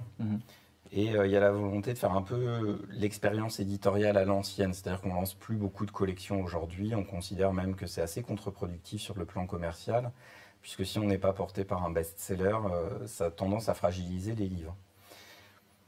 Moi là, je crois que j'ai un éditeur qui a une vraie proposition de regard sur le monde et dont je pense que s'il pose des livres les uns à côté des autres, il leur donnera un sens supérieur à ce que les livres exprimeront comme sens seul. Et donc, je le laisse un peu de manière très empirique et instinctive. Comme je vous le disais, c'est une collection qui a été faite aussi en réaction. On ne décide pas de tout. On a beau vouloir faire des propositions. En fait, on est quand même beaucoup en réaction de ce que les auteurs ont à proposer aussi. Et donc là, je ne saurais pas trop vous dire. Tout ce que je sais, c'est que c'est né aussi la volonté de recréer un laboratoire et de donner accès à l'édition à beaucoup de premiers livres, parce que la presse n'existant plus, c'est difficile pour les très grosses maisons d'édition aujourd'hui de porter comme ça la recherche et le développement, l'expérience, parce que le livre, c'est pas l'objet de prédilection pour prendre des risques financiers.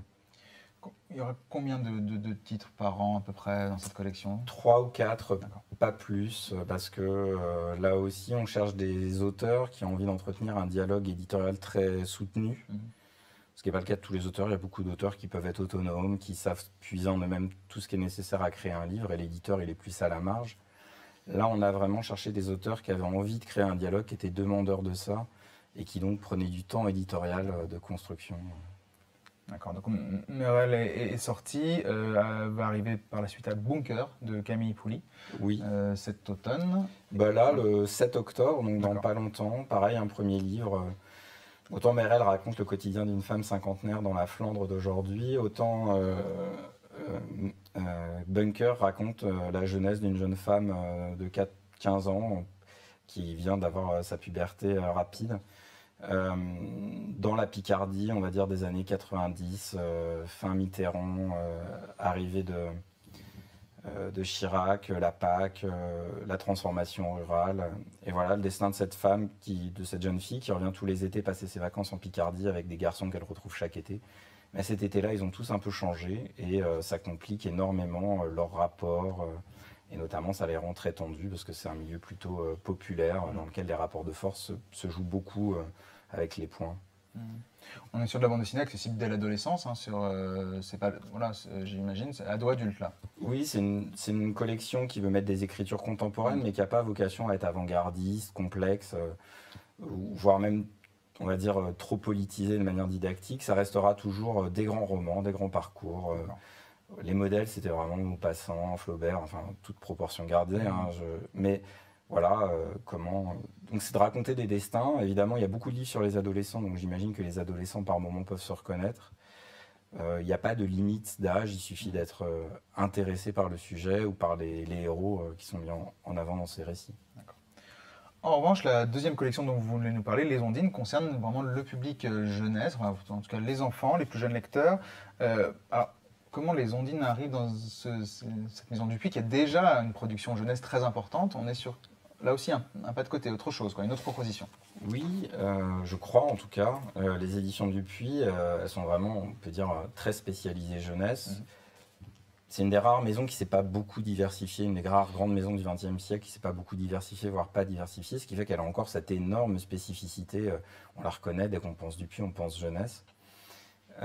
Mais une jeunesse, là aussi, très héritée du journal Spirou, c'est-à-dire une jeunesse qu'on dit populaire, avec ce que ça pouvait comporter de méprisant au XXe siècle, c'est-à-dire la bande dessinée qu'on achetait au supermarché et qu'on mettait dans les mains de ses enfants pour pas qu'ils nous emmerdent pendant qu'on fait les courses.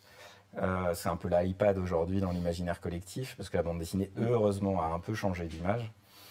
Mais ça reste une bande dessinée très Spirou dans l'âme, c'est-à-dire très axée sur le divertissement, et puis avec, on sait, les contraintes industrielles de cette époque, c'est-à-dire une pagination à peu près fixe, couverture grand format.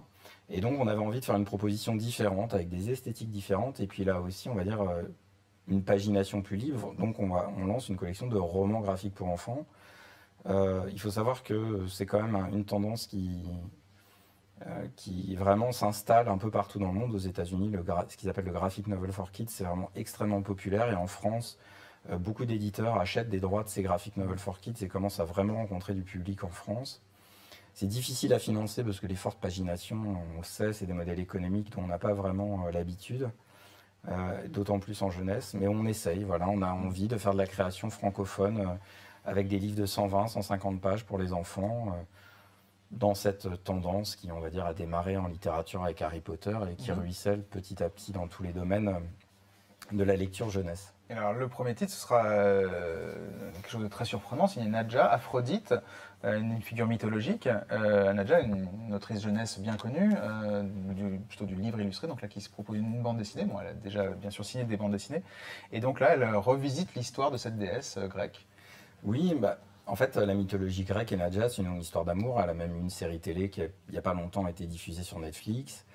Je pense qu'elle n'a jamais trouvé la formule qui lui a permis de prendre autant qu'elle le souhaitait. Pourtant, c'est vrai que la mythologie, c'est quand même un sujet qui est assez porteur pour ce type de lecteur, parce qu'il y a une aura pédagogique et les parents aiment bien mettre ce genre de récit. Mais elle le fait avec une telle, je dirais, incivilité. Les personnages sont nus, ils se comportent mal, que ça doit probablement effrayer les parents qui préfèrent aller vers quelque chose d'un peu plus académique. Bon, moi j'adore franchement ce qu'elle fait, Nadja. J'ai toujours aimé son travail sous toutes ses formes. C'est une autrice qui est vraiment incroyable. Et finalement, sa refonte de ce projet, moi je la trouvais parfaite pour commencer cette collection. Parce qu'elle a un dessin très particulier qui là aussi donne le ton. On montre bien qu'on est en rupture avec Dupuis. Là aussi, la couverture, c'est un personnage nu. Alors forcément, ça déstabilise. Je sais que certains libraires déjà l'arrangent dans les rayons adultes parce que tout simplement, le lien entre les deux n'est pas encore facile à faire pour plein de gens. Donc voilà, c'est clairement ça. Comment on innove un peu dans la littérature jeunesse, comment on déstabilise un peu les codes, comment on fait des propositions plus contemporaines, comment on fait évoluer le rapport à l'image, au dessin, ainsi de suite, au sein d'une maison qui est spécialisée dans le domaine depuis bientôt 100 ans. Et un petit mot peut-être pour conclure sur un titre jeunesse, alors peut-être plus traditionnel dans son esthétique, mais qu'on ne connaissait pas forcément bien en France, c'est Anka et Pépix, je ne sais pas si je prononce bien. Ouais, Anka et Lucie Pépix. et Lomova. Eh ben voilà, ça c'est le deuxième titre qui va arriver dans Les Ondines, qui est une sorte d'immense best-seller tchèque, une sorte de Mickey et Minnie à l'aquarelle et à la gouache très beau, avec des histoires complètement loufoques. Pour une raison que j'ignore, ça n'a jamais été traduit en français, alors qu'il y a des jeux vidéo, des dessins animés. C'est une proposition qui est plutôt jeunesse à partir de 5-6 ans, c'est des histoires très très candides. Moi j'adore, c'est vrai que j'ai jamais compris pourquoi des maisons un peu plus littéraires s'en étaient pas emparées. Donc je me dis, quitte à faire une proposition littéraire chez Dupuis, autant essayer d'intégrer ce best-seller tchèque dans notre collection. Et puis il sera suivi très rapidement de 2 livres de Luca Mété et Yoon-Sun Park, qui sont là aussi, on va dire, des exfiltrations de la scène un petit peu plus indépendante, mais qu'on essaie d'amener dans un vocabulaire plus grand public, avec des personnages type Tom Sawyer ou une sorte de Mulan coréenne. Voilà, donc des grandes épopées littéraires et plutôt comiques à destination des fois 5-6 et puis parfois la tranche d'après 8-12. 18-12. Très bien, merci beaucoup Stéphane Bougeant pour cette présentation de 2 nouvelles collections au sein des éditions Dupuis. Donc bon anniversaire encore pour 100 ans, c'est pas rien. Nous allons passer maintenant à une longue présentation des éditions Delcourt avec plusieurs représentants de cette maison. On va commencer par Louis-Antoine Dujardin. Bonjour Louis-Antoine. Bonjour Benjamin. Vous venez nous présenter 2 livres très différents les uns des autres, Très chers élus, d'Élodie Guéguin, Sylvain Tronchet et Erwan Terrier. Et puis après on parlera de Perpendiculaire au soleil de Valentine Cuny-Le-Calais. On va commencer par le premier, Très chers élus. Oui, alors voilà, Très chers élus, c'est une enquête, enfin c'est des enquêtes au pluriel. Et pour moi, aujourd'hui c'est un livre assez fondamental pour quiconque s'intéresse un peu à la vie politique ou sociale de notre pays. C'est une coédition qu'on fait avec la Revue Dessinée. On avait fait avec eux Les Algues Vertes, Sarkozy, Kadhafi, des billets et des bombes. Donc à chaque fois des enquêtes en fait avec des sujets de société quand même qui assez forts. Cette enquête elle est portée avant tout par 2 journalistes et notamment Élodie Guéguin à qui on va passer la parole je crois très vite là dans une petite vidéo. Très bien. Juste pour la présenter, donc Élodie Guéguin c'est une des grandes journalistes actuelles je pense en France. Elle est à la cellule d'investigation de Radio France. Elle avait notamment en fait révélé le scandale des assistants parlementaires du MoDem qui a conduit à la démission de 3 ministres quand même, c'est pas rien, François Bayrou, Marine de Sarnez et Sylvie Goulard. C'est elle aussi qui était dans le consortium international des Implant Files. Et il y a quelques semaines encore, voilà, elle était en fait en première ligne quand on a parlé du scandale Uber cet été. Mais peut-être qu'on peut... Eh ben on va écouter, on va regarder cette vidéo d'Élodie Guéguin. Bonjour, je m'appelle Élodie Guéguin, je suis co-autrice de Très chers élus, un album écrit avec Sylvain Tronchet, qui est mon collègue à la cellule investigation de Radio France, où nous sommes journalistes et depuis 5 ans, nous travaillons essentiellement sur les questions de financement de la politique et ce qu'on appelle les scandales politico-financiers. Les questions primordiales qu'on pose dans ce livre, évidemment, ça tourne autour de l'argent. D'où vient l'argent pour les campagnes électorales? Comment est utilisé l'argent public qui vient du Parlement européen, du Sénat, etc. Ce sont toutes ces questions qu'on pose à travers cet album Très chers élus. Ce qu'on voit principalement depuis 40 ans, c'est qu'un scandale en chasse un autre, qu'on nous dit à chaque fois plus jamais ça. Donc qu'est-ce qu'on a fait depuis 40 ans? On a voté des lois, et on a voté une succession de lois. Et nous, quand on fait un petit peu d'archéologie politique et législative, eh ben, on s'aperçoit qu'à chaque fois, il y a eu des failles importantes dans ces lois, et que finalement, les scandales, ils se perpétuent. Et c'est ça qui fait aussi que aujourd'hui, les Français, ils perdent confiance dans la classe politique, dans les élus. Ce qu'on veut montrer aussi à travers ce livre, c'est les résistances qu'il y a en France pour plus de transparence. Emmanuel Macron, en 2017, avait décidé de créer une loi sur la moralisation de la vie publique. Il avait dit aussi qu'il voulait des élus exemplaires qui rendent des comptes. Or, en 5 ans, finalement, c'est un débat qui a complètement disparu, et même lors de la dernière présidentielle, des débats, la question de la probité n'a jamais été centrale. Très chers élus est la somme des enquêtes que nous avons réalisées avec Sylvain Tronchet. Et ce qu'on a souhaité aussi à travers cet album, c'est montrer l'envers du décor, les difficultés qu'on a eues à enquêter, les résistances. Et ça, on le voit au fur et à mesure des chapitres de l'album.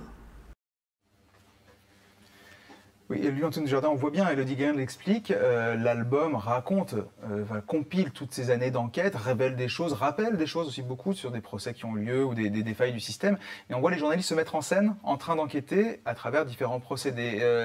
Ce qui en fait une vraie bande dessinée, c'est pas seulement un essai sur le financement de la vie politique. Non, mais ça c'est un grand souci, enfin c'est un souci que j'ai personnellement, mais souvent en fait c'est de... Il y a plein de sujets intéressants dont on peut s'emparer, mais en quoi en fait on peut en faire une bande dessinée, ou qu'est-ce que la bande dessinée peut apporter à ça? Et là c'est tout le sens, enfin vraiment l'intelligence en fait des 2 journalistes, Sylvain Tronchet et Élodie Guéguin, avec Erwan Terrier au dessin, là, qui a ce dessin satirique qui est très approprié. En fait, c'est le dessin, la bande dessinée permet en fait de rassembler en fait ces 40 ans d'enquête, de les unifier, et ça, de dérouler évidemment tous les scandales qui sont parfois invraisemblables. On revient quand même de très loin avec les mallettes de billets du BTP. Heureusement, les choses avancent. Il raconte ça aussi en fait. Il voulait vraiment éviter le tous pourri, montrer que les choses avancent, mais pas assez. Qu'il y a aussi un système qui fait résistance, qui fait un obstacle à la transparence, à la probité. Et on parle de notre argent, c'est quand même l'argent public dont on parle ici. Donc si on ne met pas les projecteurs en fait, sur ces affaires et sur cette nécessaire mobilisation, en fait, les choses n'avanceront pas assez. Donc c'est un peu cet appel qu'il y a à travers ce livre des trois auteurs. Et donc, ils ont trouvé un système, le fait que ça aurait pu être un livre illustré avec les excellents dessins d'Erwan Terry, mais en plus, il y a une narration, on voit les deux journalistes. Il y a cette fameuse source sous son chapeau avec son chien, puis ils avancent et on voit les difficultés. C'est important d'incarner comme ça les journalistes, un peu comme des personnages quand même. Oui, c'est important en fait parce que justement avec la bande dessinée en fait ils font un petit pas de plus. En fait quand ils sont à la radio, Sylvain et Elodie, en fait il y a vraiment cette objectivité nécessaire du journaliste à la cellule investigation de Radio France, à la radio, etc. C'est important. Dans la bande dessinée en fait il y a un petit pas vers la subjectivité. Et le fait qu'il soit incarné dans la bande dessinée avec voilà, ce monsieur X en fait, qui suit à travers Paris, on va dans tous les lieux de pouvoir en fait, et à chaque fois en fait, on avance comme ça de l'Assemblée à la Commission des comptes, etc. En fait, ça permet aussi en fait, ils nous prennent par la main en fait, un peu en faisant ça, et de nous faire comprendre aussi un peu nous, voilà, on n'a pas forcément les armes ou les clés pour comprendre les choses-là. Et en fait, avec ce système-là, il nous faut rentrer par la petite porte, en fait. Et la bande dessinée, elle permet ça, en fait, de comprendre un système qui peut paraître assez complexe, assez opaque, mais finalement, en fait, dont les grandes tendances sont vraiment accessibles à tout un chacun. Très bien, donc Très chers élus vient de sortir ou sort là Il est sorti il y a quelques jours. C'est le cas également de Perpendiculaire au soleil, le deuxième ouvrage que vous voulez nous présenter, de Valentine Cuny-Lecalais. Je vous laisse le présenter. Oui, alors c'est aussi un livre politique ou de société à sa manière, hein, parce qu'on parle de la peine de mort, des choses comme ça, mais en fait c'est pas ce qui m'a touché, ou en fait je suis pas rentré là-dedans par le côté sociétal du livre. Et si vous voulez, en fait, ce que j'aimerais, en fait, c'est vous raconter comment il est arrivé, en fait, ce livre, comment il a démarré, en fait, parce que il s'est passé quelque chose, en fait. Je reçois un mail un après-midi, un collègue m'envoie un petit message en disant « Tiens, j'ai cette camarade, une ancienne stagiaire, elle fait une bande dessinée, c'est sa première bande dessinée, tu devrais la lire, ça devrait t'intéresser, je te fais passer le dossier. » Donc j'ouvre le dossier, d'habitude, en fait, des dossiers, on en reçoit beaucoup, donc bon, je le regarderai quand j'aurai le temps. Là, je ne peux pas m'empêcher d'ouvrir les pages, le PDF et de le lire en entier, la dizaine de pages. À la suite de ça, je dis « il me manque quelque chose », donc j'envoie tout de suite en fait, un message pour demander plus. L'autrice me répond, me renvoie quelques instants après, avec là, pour le coup, en fait, quasiment un tiers d'album, en fait, donc je me plonge dedans. Et puis voilà, au lieu de laisser reposer les choses, d'habitude, là, je me dis qu'il y a quelque chose, donc j'envoie tout de suite un message aussi à Guy Delcourt, à qui on envoie tous les projets, et le lendemain matin, donc là on était en fin de journée, le lendemain matin en fait j'avais sa réponse qui me disait oui, faisons-le. Je crois que j'ai jamais en fait démarré un livre aussi rapidement. Quand j'ai appelé Valentine, en fait il y a eu d'abord un grand moment de silence. Elle était submergée un peu par l'émotion, en fait, simplement déjà de signer son premier album, de savoir qu'il allait exister. En fait, c'est un projet qu'elle avait initié toute seule, qui était...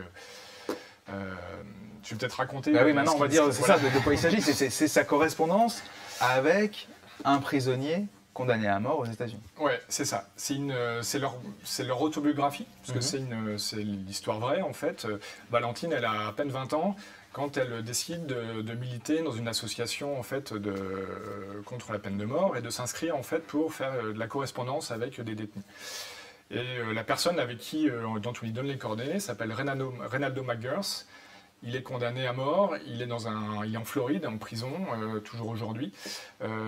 Et ce récit, en fait, c'est ça, c'est leurs échanges et leur amitié, parce que c'est ça, en fait, l'incroyable... aussi chaud, c'est l'amitié en fait qui va se passer qui va s'épanouir entre Valentine et Reynaldo. Ils vont s'échanger des lettres, des dessins. Reynaldo dessine. En fait, c'est un livre qui est très particulier aussi. Une des grandes émotions de ce livre, en fait, c'est sa puissance graphique. Il y a des pages au crayon, il y a des pages en gravure sur bois, il y a quelques images en couleur. Et ces images en couleur, c'est celles dessinées par Reynaldo dans sa petite cellule de 5 mètres carrés, où il voit jamais la nature.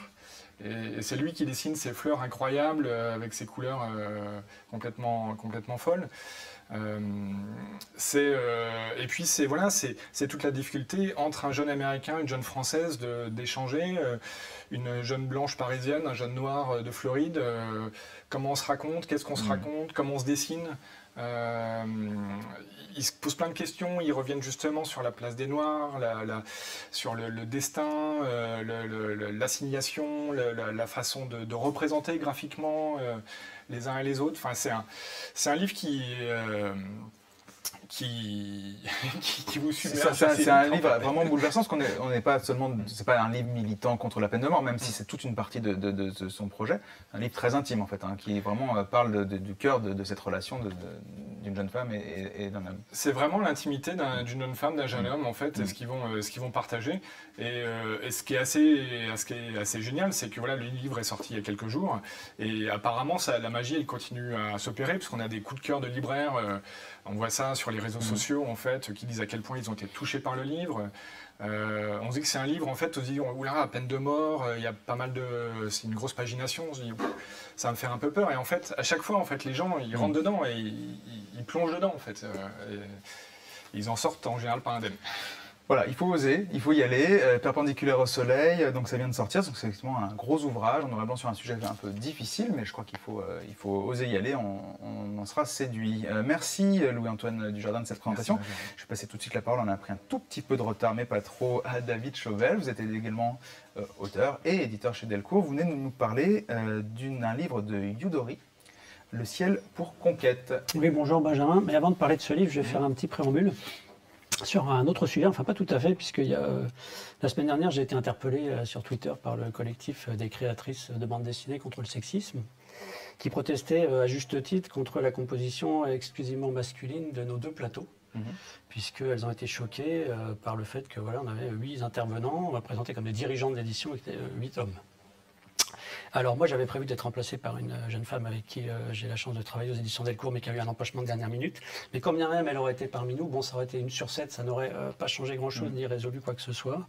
Et donc je voulais dire qu'en effet je pense que c'était un problème. Alors moi je suis pas là pour désigner les coupables, et encore moins parce qu'on est venu à 3 hommes des éditions Delcourt, donc on est les premiers au banc des accusés si j'ose dire, mais pour dire que je pense comme elle qu'en effet, même si c'est représentatif d'une réalité de l'édition de bande dessinée, de l'édition tout court, du champ culturel même, du monde, de la société, et qu'on ne va pas le changer ici maintenant avec nos petits bras musclés.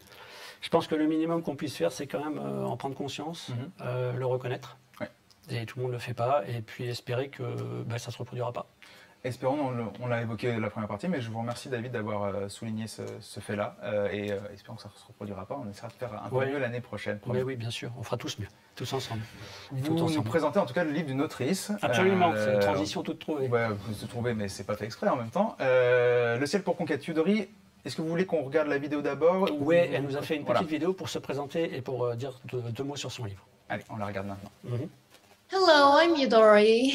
I'm a cartoonist based in Seoul. My work is almost always historical women's fiction.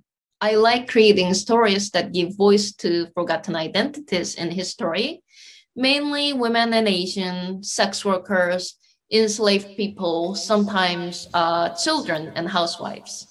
So today I'm here to talk about my book, Le ciel pour conquête. It's a story set in 17th century Netherlands, and there's this girl named Amelia who secretly dreams to invent a flying machine. And you add to that mixture a slave from Asia her husband brings home, and we see where it takes us from there. So what I wanted to talk about in this book is that enslaved people from Asia is not a theme that's most talked about in Europe. It's almost like people don't seem to associate slavery with Asia. But these people did exist, and I thought it is important to shed light on their existence. And I wouldn't call this a story about revolutionaries or heroes who make big changes in the world. it's just a story about two women, their struggles and dreams and what they like to eat and if they liked What's in Clouds. And that stuff matters a lot to me. Ouais, très bien résumé le propos Oui. de ce livre. En même Voilà. temps, bon, J'ai on plus a rien besoin à dire, je m'en vais. de creuser un petit Alors, peu. on va parler un petit peu d'elle déjà, parce Ouais, que bah Doris, oui. c'est une artiste que je suis moi depuis pas mal d'années. Elle a un compte Instagram très suivi, plus près de 70 000 personnes. Donc c'est une artiste un petit peu connue plutôt à travers le monde. Elle a fait principalement du webtoon. Et puis elle avait un premier projet en France il y a quelques années qui finalement s'est pas fait, mais c'est le moment où moi j'ai fait la rencontre avec son travail. Depuis, je la suivais, et puis elle a fait une résidence d'auteur il y a quelques années en France. Et par personne interposée, voilà, j'ai eu la chance de rentrer en contact avec elle, de lui dire toute mon admiration, et puis de lui proposer d'abord d'adapter en livre. C'est les strips sur Instagram qu'elle fait, qui sont des strips féministes, voilà, c'est revendicatif, c'est plutôt sur la vie quotidienne, sur des sujets sociétaux, contemporains, etc. Un livre qu'on va sortir plus tard. Et puis voilà, au fur et à mesure du contact, on a eu une envie de travailler ensemble. Et puis elle-même, pour des raisons que je connais pas, parce que je suis pas un spécialiste du manhwa et du monde de la bande dessinée coréenne, mais elle a du mal à trouver visiblement un champ d'expression dans son propre pays, voilà, dans les maisons d'édition. Elle est également très intéressée par l'histoire occidentale, pour des raisons graphiques, mais aussi pour des raisons culturelles. Elle est très intéressée, elle en a dit deux mots, par la rencontre entre l'Occident et l'Orient. Et puis voilà, elle m'a proposé ce projet qui s'appelait Raging Clouds, qui est un très beau titre en anglais, très difficile à traduire. On est sorti avec Le ciel pour conquête, vous nous direz ce que vous en pensez. Voilà, qui était donc ce projet dont elle a dit deux mots. Ça se passe en effet en Hollande au XVIIe siècle, qui était un peu l'âge d'or de ce pays, qui était le plus puissant d'Europe. Il était le plus puissant d'Europe alors qu'il était petit, assez peu peuplé, mais à cause du commerce. Voilà, c'était vraiment, ça a été un peu les fondements du capitalisme, du libéralisme, c'est-à-dire le commerce tout puissant pouvait rendre un petit pays extrêmement puissant. Et voilà, on en subit encore les conséquences aujourd'hui. Et donc à cette époque, on s'échangeait toutes sortes de denrées, de marchandises, etc., y compris des esclaves. Et Amélie, l'héroïne de ce livre, est donc une jeune femme brillante qui souhaite se cultiver, qui souhaite donner libre cours à son intelligence, à sa création, et qui évidemment est dans une société extrêmement patriarcale, extrêmement corsetée, dans laquelle elle a un rôle de femme en foyer qui ne lui plaît pas du tout. Sa vie est bouleversée par l'arrivée de cet esclave venu d'Asie, on ne sait pas exactement d'où, que par méconnaissance absolue du monde, ils vont appeler Sahara. Voilà, parce qu'elle a transité par l'Afrique, et avec qui elle va commencer à vivre cette aventure, d'abord de l'antagonisme, ensuite une certaine attraction, et ensuite, bon, je ne vais pas spoiler sur ce qui va se passer après, on comprend, et on le comprend quand on voit la couverture, c'est une grande histoire de sororité, en plus d'être un grand récit historique. C'est un récit féministe, mais pas, elle l'a dit elle-même, pas revendicatif, etc. Mais ça fait le travail de Yuri, de toute façon, est vraiment irrigué, inondé par ça. Donc de toute façon, c'est dans sa manière de raconter les choses.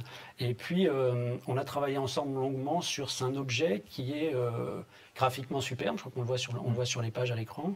C'est une grande dessinatrice, qui travaille depuis des années, qui a un dessin à la fois très académique, mais en même temps extrêmement séduisant, extrêmement riche, extrêmement puissant. Et on a travaillé ensemble pour faire une espèce d'objet qui serait la rencontre idéale entre le roman graphique et le manhwa, la bande dessinée coréenne. Voilà, alors je ne sais pas, les spectateurs, les libraires, les lecteurs, les lectrices nous diront si on a réussi. Oui, tu voulais dire c'est un très beau livre qui est aux frontières, à la fois dans son fond, dans son histoire de différents genres, l'histoire, une histoire d'amour, enfin de relations, et même l'objet lui aussi est une rencontre une tentative de rencontre entre différents styles. Ouais, c'est vraiment, c'est un souhait qu'on a fait de prendre le meilleur du franco-belge, le meilleur du manhwa, manga, etc., et d'essayer de le fondre dans un livre, et d'essayer également de convaincre les deux publics qui peuvent être intéressés par ce genre de récit. Voilà, avec en effet les attributs du roman graphique. On lui a mis un dos toilé, il a une superbe couverture, etc. C'est un bel objet, il vient d'arriver. Je l'aime beaucoup. C'est une très belle découverte. Alors, juste un petit mot pour le libraire. Est-ce que c'est facile à placer un livre comme ça, un petit peu, qui se situe à la frontière des styles, des genres? Là, je vais parler pour ma paroisse, mais oui. D'accord. Oui, clairement, parce que en l'occurrence, je projette le livre effectivement en fonction des boutiques et des rayons où concrètement il peut passer, que ce soit en termes de thème, que ce soit en termes de format. Oui, il n'y a pas de raison. Et puis après, c'est vrai que entendre les premières présentations, de toute façon, me fait penser à un truc assez rigolo. Je parlais tout à l'heure de rentrée littéraire qui ne me semblait pas forcément toujours très pertinent vis-à-vis de la bande dessinée dans son ensemble, du petite lucarne de libraire spécialisé que je suis. Par contre, effectivement, c'est vraiment hyper agréable de voir que maintenant, les bandes dessinées ont leur place au sein d'une rentrée littéraire beaucoup plus large. Et là, le simple fait qu'on ait le loisir de se poser la question de comment est-ce que je vais positionner telle chose, comment est-ce que je vais réussir à le résumer, comment est-ce que je vais réussir à parler de ces livres, en tant que libraire, c'est trop bien. C'est vraiment super agréable. On a changé de monde. Voilà. Ouais, Enfin, voilà pour Yodori, qui est une autrice à suivre. Il y aura d'autres livres. Il y aura d'autres livres de cette autrice. Alors. Tout à fait. On aura bientôt un recueil de ses strips et puis on a d'autres livres de création qui vont arriver. Quelque chose de magnifique.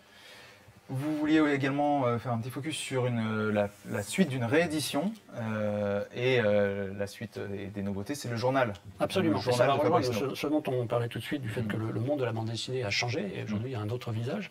Alors un petit rappel historique des faits. Dans les années 1990, il y a eu un séisme dans la bande dessinée franco-belge qui a été l'arrivée de la bande dessinée dite indépendante, dont le fer de lance est toujours l'association. Mais il y a eu aussi également la création d'autres maisons d'édition, dont Ego Comics, qui était une petite, entre guillemets, maison d'édition angoumoisine, qui, comme son nom l'indique, était spécialisée dans le genre autobiographique. Et parmi les nombreux excellents livres qu'elle a publiés, il y a eu Journal de Fabrice No. Première publication en 1996, le dernier tome est paru en 2002, c'était donc il y a 20 ans. Et ça a été une œuvre qui a marqué énormément de lecteurs et de lectrices à cette époque. C'est un petit peu, pour moi aujourd'hui, je le dis en toute modestie puisque je n'y suis pour rien, c'est sans doute la plus grande œuvre autobiographique de la bande dessinée francophone, franco-belge aujourd'hui, et une des plus grandes, je pense, dans le monde. Ça a représenté à l'époque sur l'ensemble des volumes près de 1000 planches, 1000 pages, donc c'était déjà une belle œuvre. 3 volumes qui avaient été réédités sur la fin en un très beau coffret. Et puis il y a eu un long arrêt de 20 ans de l'œuvre autobiographique de Fabrice. Il y a eu concomitamment, il y a quelques années, la fin, hélas, et la disparition de la maison d'édition Ego Comics, mais le renouveau, la renaissance de ces cendres de l'œuvre autobiographique de Fabrice, qui avait été empêchée pendant 20 ans pour des raisons que je ne vais pas développer ici, mais qui lui s'est remise sur les rails. Et voilà, cette œuvre était sans éditeur. On a eu la chance aux éditions Delcourt d'en hériter. Donc nous avons republié les 2 premiers volumes au printemps dernier. Et le 3e et dernier de cette réédition arrive là, bientôt. Au mois mi-septembre à peu près, donc c'est le 3e et dernier volume de Journal de Fabrice No. Journal de Fabrice No, donc c'est une œuvre, comment la qualifier? C'est difficile parce que Fabrice, que je connais bien, est quelqu'un d'assez impitoyable avec les mauvais adjectifs et les mauvais adverbes. Donc dès que je vais dire une bêtise, je vais m'en prendre une. Il faut donc arriver à trouver les mots justes. C'est l'histoire d'un jeune homme dans les années 90 qui est à la fois un auteur, quelqu'un qui vit dans la précarité et qui est un jeune homosexuel dans une petite ville de province qui n'est jamais nommée. Et en fait, ces 3 sujets vont s'interpénétrer et puis entrer en résonance les uns avec les autres. Fabrice est quelqu'un qui tient beaucoup à dire que la précarité économique entraîne la précarité sentimentale et la précarité sexuelle. C'est quelque chose qui développe beaucoup dans son propos.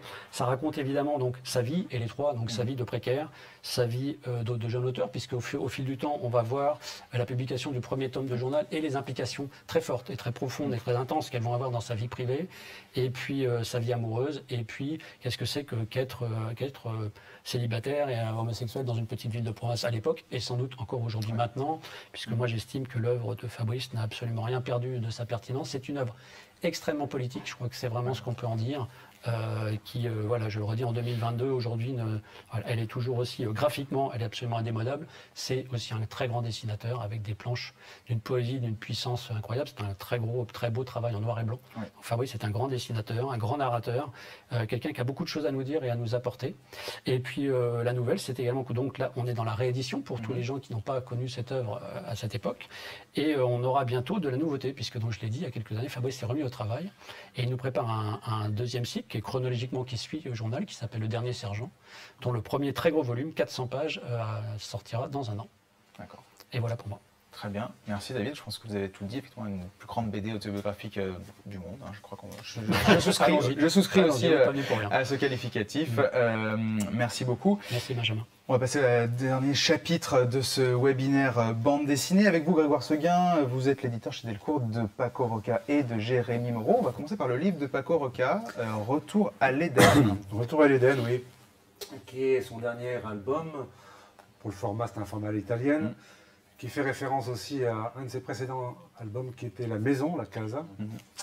Et il y a un rapport direct entre ces 2 livres. Alors, j'ai envie de présenter un peu Paco Roca quand même. C'est un auteur espagnol de Valence qui a eu quelques tentatives d'édition en France qui n'ont pas très bien fonctionné au début de sa carrière. Et puis, ça a été un des premiers auteurs que j'ai rencontré en tant qu'éditeur à Angoulême. Il était dans la file d'attente parmi les jeunes auteurs qui devaient présenter des œuvres.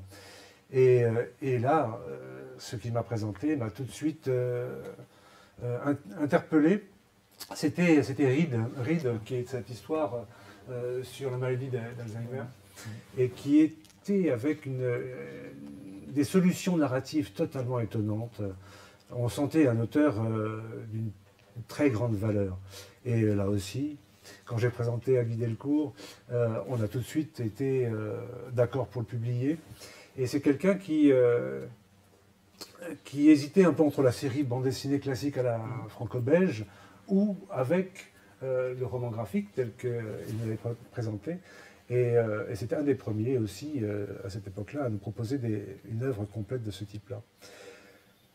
2 années plus tard, après qu'il ait choisi de passer par Astiberi comme éditeur principal, puisque en tant qu'auteur espagnol, il était beaucoup plus intéressant pour lui que ça se passe comme ça. Nous avons conservé cette fidélité en rachetant la plupart de ses œuvres en achat de droit. Et La Maison, c'est un livre qui m'avait beaucoup touché, où il parlait de son père, après son décès, et du fait de se retrouver avec ses frères dans cette maison qu'il avait construite de ses mains, le père, hein, et de tenter d'analyser qui il avait été, en fait, durant toute sa vie, et à travers ses souvenirs, à travers ces différents éléments qui parsemaient la maison. Là, il a beaucoup trouvé de solutions aussi narratives. C'est quelqu'un qui n'arrête pas de chercher des solutions narratives et qui s'en enrichit. Hein, c'est son vocabulaire qui s'étend. Et il y a quelque temps, sa mère perdant un peu l'esprit, il s'est dit, mais mon père, je ne lui ai jamais posé aucune question. J'ai fait ce livre à sa recherche, mais tant que les gens sont là, leur poser des questions. Et il a donc du coup fait de multiples interviews de sa mère, et il s'est enrichi de toute son histoire. Et il la restitue d'une façon incroyable. Et à travers une photo en particulier, une photo qui n'a jamais quitté sa mère, qui a été prise en 1946 à la plage de Nazareth à côté de Valence. Plage qui a disparu depuis, qui est à cause de l'extension urbaine. Et à partir de cette photo, il nous raconte l'histoire de sa mère, hein, d'Antonia. À travers les personnages qu'on voit sur cette photo, et ceux qui n'y sont pas. Et ceux qui n'y sont pas. D'ailleurs, il commence par les absents. Et ensuite, il parle des présents sur la photo. Et là, on a toute cette vie d'une femme en 1946 et au-delà, sous le franquisme, et qui n'a pas d'autre espoir que celui, effectivement, d'être une femme au foyer, au service de son mari, un mari de toute façon qui sont des rustres, enfin, elles vivent l'enfer avec cet espoir du paradis. Et ce paradis qui lui est vendu par sa mère, par Carmen, en permanence, comme avec des phrases toutes faites. Et en fait, on se rend compte que Paco rentre totalement dans l'intimité de sa mère, à l'intérieur de son esprit et de la façon dont il a été constitué. Ses rêves, ses espoirs, toujours déçus. C'est un bel album intime sur la famille et puis ces années de franquisme aussi, hein, forcément, parce que c'est pas qu'un décor. Un très bel album de Paco Roca, dans sa veine donc, plutôt autobiographique et historique. Et comme l'heure tourne, j'aimerais qu'on passe tout de suite à l'album très attendu de Jérémy Moreau, Les Pisli. D'accord. Alors, vous voulez dire un mot sur À la recherche du temps perdu quand même? Juste un mot parce qu'on s'était engagé d'une certaine manière. Bien sûr. Et juste pour signaler que pour le centenaire de la mort de Proust, il nous a semblé intéressant de soutenir l'effort particulier de Stéphane Huet qui était de redessiner intégralement les 72 planches de Combray et de très très belle manière, en y ajoutant aussi un glossaire, ce qu'on avait déjà fait dans les intégrales, pour qu'on comprenne bien aussi le contexte de cette époque et de ce grand roman. Cette nouvelle version sort cet automne. Tout à fait. Ouais. Oui. D'accord, à la recherche du temps perdu. À l'occasion de ce centenaire, à l'occasion de l'édition du centenaire. Édition du centenaire, merci. Et donc on passe donc au dernier livre de cette présentation, Les Pisli de Jérémy Moreau. Jérémy Moreau qui avait été Fauve d'Or à Angoulême avec pour la saga de Grimm. Oui, tout à fait. C'est un auteur qui, jusqu'à présent, s'était essentiellement intéressé à l'histoire, voire à la préhistoire, avec Pense et les plis du monde. Il a démarré avec Wilfrid Dupanon, on s'en souvient aussi, avec Le singe de Hartlepool, qui avait fait pas mal de bruit en son temps. Et là, en fait, dans cet album, qu'il a voulu particulièrement attractif, beau, et dans lequel il nous a demandé aussi de faire un effort avec un passage fluo à l'intérieur à la place du passage magenta, et qui éclaire d'une façon incroyable ces pages et lui donne beaucoup de force visuelle. Mais ce n'est pas que de la force visuelle du tout, Jérémy Moreau.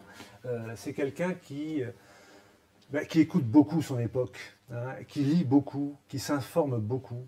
Et alors des gens comme Bruno Latour, ils vont en parler ensuite. On va l'écouter, on va laisser parler. On va le voir en vidéo. Ouais. Ce sont des gens qui l'inspirent. Il ne parle pas dans son interview, vous verrez, de Miguel Benassayag, qui est pourtant totalement à l'origine du personnage.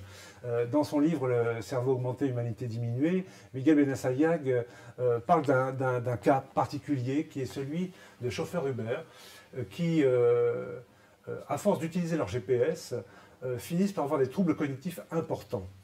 Il y a une expérience qui est faite, d'ailleurs comparative, entre les taxis londoniens et parisiens, londoniens qui n'utilisent pas le GPS et parisiens qui l'utilisent à l'excès. Et donc son personnage, Nathan, est un jeune chauffeur Uber qui travaille jour et nuit pour pouvoir subvenir à ses deux frères et sœurs, Étienne et Zoé, puisque leur mère est décédée et qui se trouve en charge de famille. Et donc à force de travailler comme ça et de se confier totalement à cet outil, quand l'outil ne fonctionne plus, il est perdu, littéralement perdu. Il ne sait plus où il est, géographiquement parlant. Donc il a un accident important. Là, sa dernière cliente, Annie, qui vient d'Alaska, qui a vécu 40 ans en France parce qu'elle a suivi un homme pendant tout ce temps-là. Et elle est touchée par ce garçon qui ils se retrouvent tous chez lui, avec Étienne, avec Zoé. Et à un moment donné, il disait, mais suivez-moi en Alaska. Ne vous laissez pas envahir par tous ces problèmes. Lâchez tout, le lâcher-prise, et venez avec moi. Et je vais vous redonner le goût à la vie par rapport à la nature qui est là-bas. Et pour aller vite, quand on arrive en Alaska, en fait, Annie se rend compte qu'au bout de 40 ans, les choses ont aussi été bouleversées. Plus rien n'est comme avant. Le réchauffement climatique est déjà à l'œuvre. Et ce qui explique le titre, parce que tout le monde dit, mais l'épislie, c'est quoi? L'épislie, en fait, c'est la rencontre entre deux types d'ours, les ours polaires et les grizzlies. Les uns descendant parce que la banquise fond, les autres montant parce qu'il fait trop chaud en bas. Et cette rencontre crée l'épislie, une nouvelle espèce d'ours. Et tout le principe, de toute façon, de ce livre, c'est de dire le changement est déjà en cours. Et notre propre adaptation est aussi déjà en cours. Tout change. Et pour Jérémy Moreau, on est dans cette période qui précède le temps du mythe, ce temps de l'indifférenciation entre tout le vivant. Et il vous en parlera très bien. Il en parle très bien. Et pour ceux qui le suivent depuis le début, ce livre est très logique dans son déroulé parcours, depuis Pense jusqu'au discours de la Panthère. Et donc là, la suite. On va l'écouter tout de suite. On va l'écouter. Merci. Pourquoi faire les Pisli aujourd'hui? Déjà, je pense que j'aurais pas pu faire cette histoire il y a 3-4 ans. Parce que je n'avais pas lu Bruno Latour, j'avais pas lu Philippe Descola, pas lu Baptiste Morisot, etc.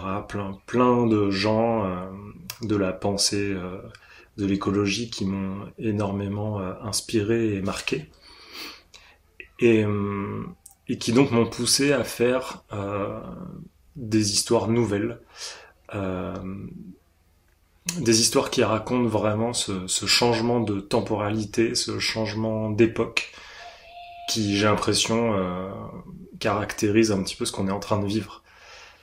Il y a eu l'époque de l'homme, l'époque de l'individu, l'époque de la modernité, qui a propulsé l'humain sur la Lune, qui a propulsé l'humain vers des techniques absolument incroyables, mais qui a aussi complètement refermé l'humain sur lui-même.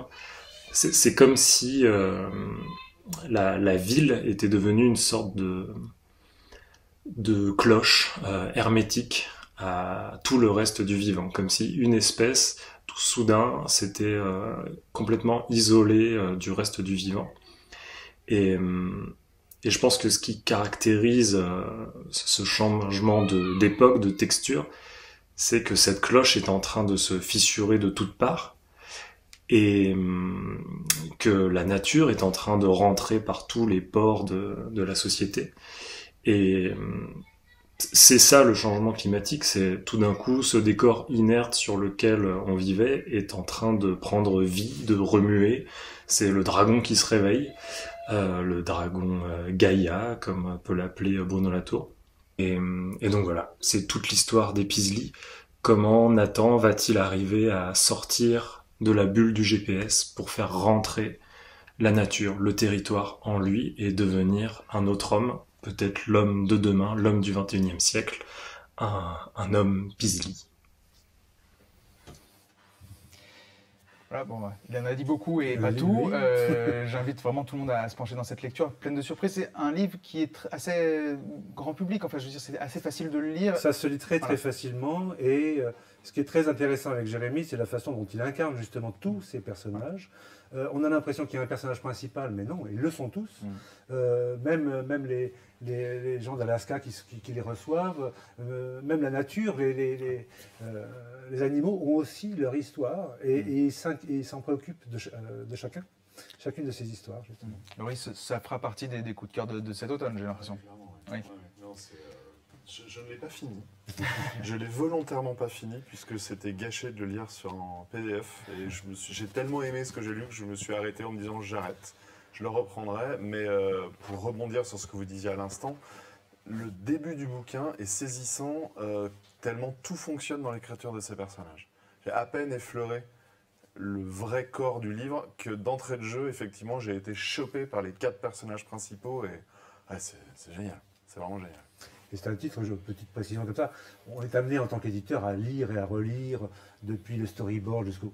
Et à chaque fois que je recommençais, je relisais l'intégralité et j'en éprouvais toujours la même émotion, très forte. Je confirme ce truc que le bouquin va vraiment être hyper accessible pour le coup. C'est vraiment à mettre dans les mains de tout le monde. Oui, adolescent. Oui, il y a des sujets très importants, mais traités avec beaucoup d'émotions par l'intermédiaire d'une famille. Merci beaucoup à tous. Je vais prendre un tout petit peu de temps pour rappeler les titres. On en a parlé de beaucoup et je sais que certains de nos auditeurs n'ont pas tout noté. Louis-Antoine Dujardin, vous avez présenté Très chers élus d'Élodie Guéguin, Sylvain Tronchet et Erwan Terrier sur le financement de la vie politique, mais aussi Perpendiculaire au soleil de Valentine Cuny-Le Calais. On nous demandait s'il y avait des expositions prévues autour de la peine de mort ou des correspondances entre détenus et Valentine. Alors, il y a des, enfin, on pourra répondre à la question. Il y a pas mal de travail qui est fait avec les associations. D'accord. Donc ça n'existe pas encore à l'heure actuelle, mais il y aura vraiment vraisemblablement des choses dans les semaines à venir. Très bien. David Chauvel, vous nous avez présenté Le ciel pour conquête de Yudori, ainsi que le journal de Fabrice No. Et Grégoire Seguin, vous nous avez présenté Retour à l'Éden de Paco Roca et vous êtes revenu sur ses titres d'avant, notamment La Maison. Donc Paco Roca, Retour à l'Éden, ça sort au mois d'octobre. Non, au mois d'octobre. Et comme les Peaslee de Jérémy Moreau, dont on a entendu le message. Merci à tous de nous avoir suivis pour ce webinaire de rentrée bande dessinée et manga. Nous avons un tout petit peu dépassé l'horaire, j'espère que nous ne nous avons pas mis en retard. Le programme est assez riche. Bienvenue à tous en librairie pour suivre la suite. Merci à tous d'être venus parmi nous. Bonne journée. Au revoir. Au revoir. Au revoir.